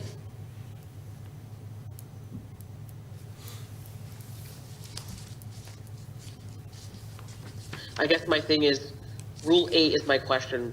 What's the concern with yielding the floor? If you could speak to that, please. Madam Mayor, may I? You may. Thank you. It's the same, similar thing that we would do if we were giving other citizens our time. You pass that time, you yield that time to that person, you don't get a turn. You don't come back and say it's your turn. This is the same situation. It's already written in our rules, and yes, it is in Robert's rules. Thank you. Thank you.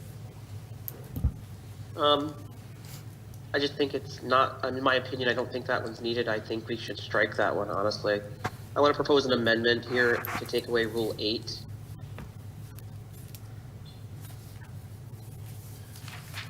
Madam Mayor, point of information Point of information? is, can you ask Councilor Bordelon if she means both of those or just one of them? Council Bordelon, which Rule 8?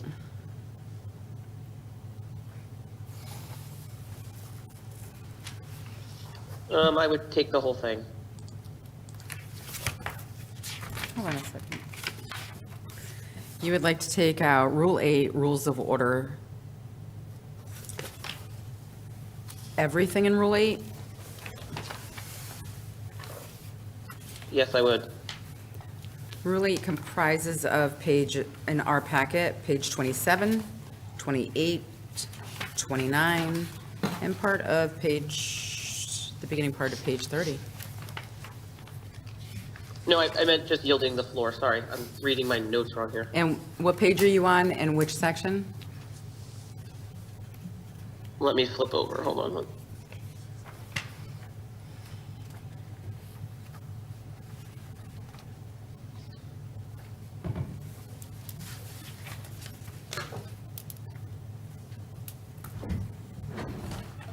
Sorry, my notes are kind of, I apologize. I might, I guess if I yield my time, then I won't be able to come back. That's right. You can take somebody else if you want. Thank you. Just gotta, yeah, thank you. Counselor Gajewski. Give me 1 second to reset the clock. First off, Councilor McBride, I know he did not do it intentionally, but he mentioned passing notes. For the record, Councilor McBride and I have never passed notes at the table. So I just wanted to clear that up for those watching at home and those in the audience. My question through the mayor would be just making sure I'm understanding the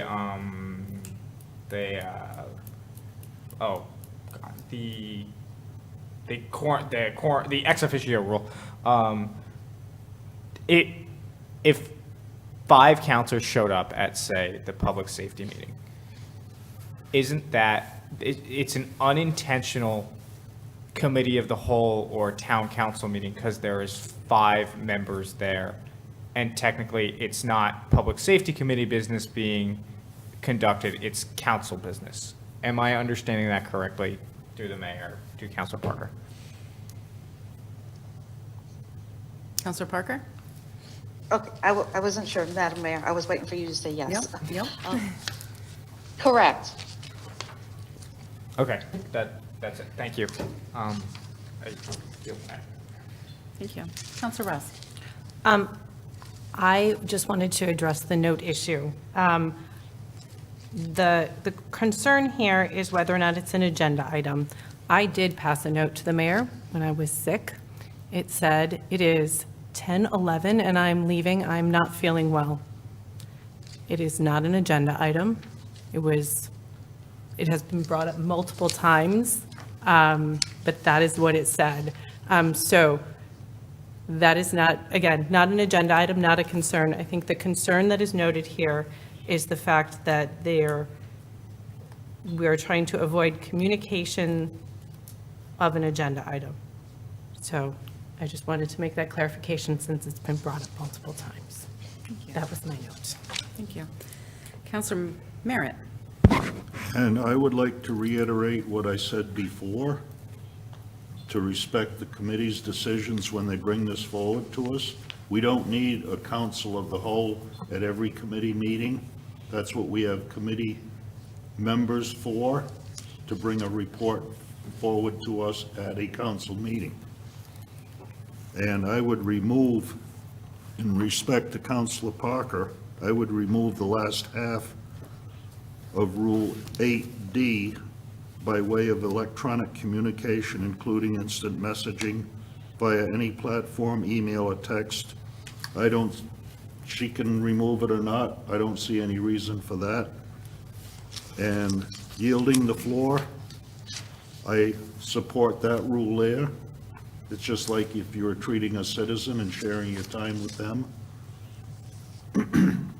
All councilors shall be ex officio members of the committees.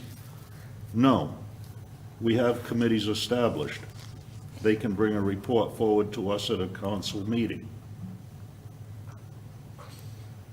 And I think that's about it. Are you making an amended motion to remove the electronic communications, including instant messenger via any platform, and just leaving the rest there? I'd like to pass that by Councilor Parker if she feels that's appropriate. If not, then just let it go as it's written.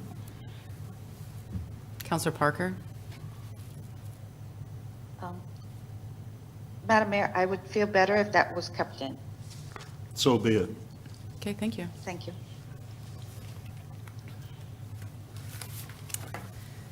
Counselor Bordelon? Thanks. Sorry, my page got flipped, so it's page 29 of our packet. Section 8E, number 3 is the one I'd like to strike. Thank you. Page 28. Page 29. Page 29. Can you repeat exactly? Sure. Page 29, Rule 8, Section 3. Section E? 8E, yes. I believe it's 3. Can you repeat yourself one more time? So it's on page 39. Look at the thing at the top. 39? It I'm says- sorry, 29? Yeah, I asked for your patience with this. That's why sometimes it's frustrating when you're on Zoom and we can't hear you either and you can't hear us. So sometimes you have to slow it down. But again, page 29, Mm-hmm. 2-9, Thank you. and it says E, yielding the floor, number 3. Okay. And you're making an amended motion to remove that from the change? Yes.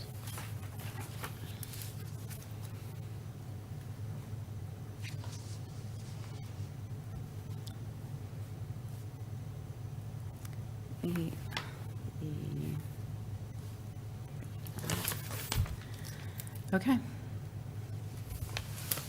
you have a second? I don't hear a second on that.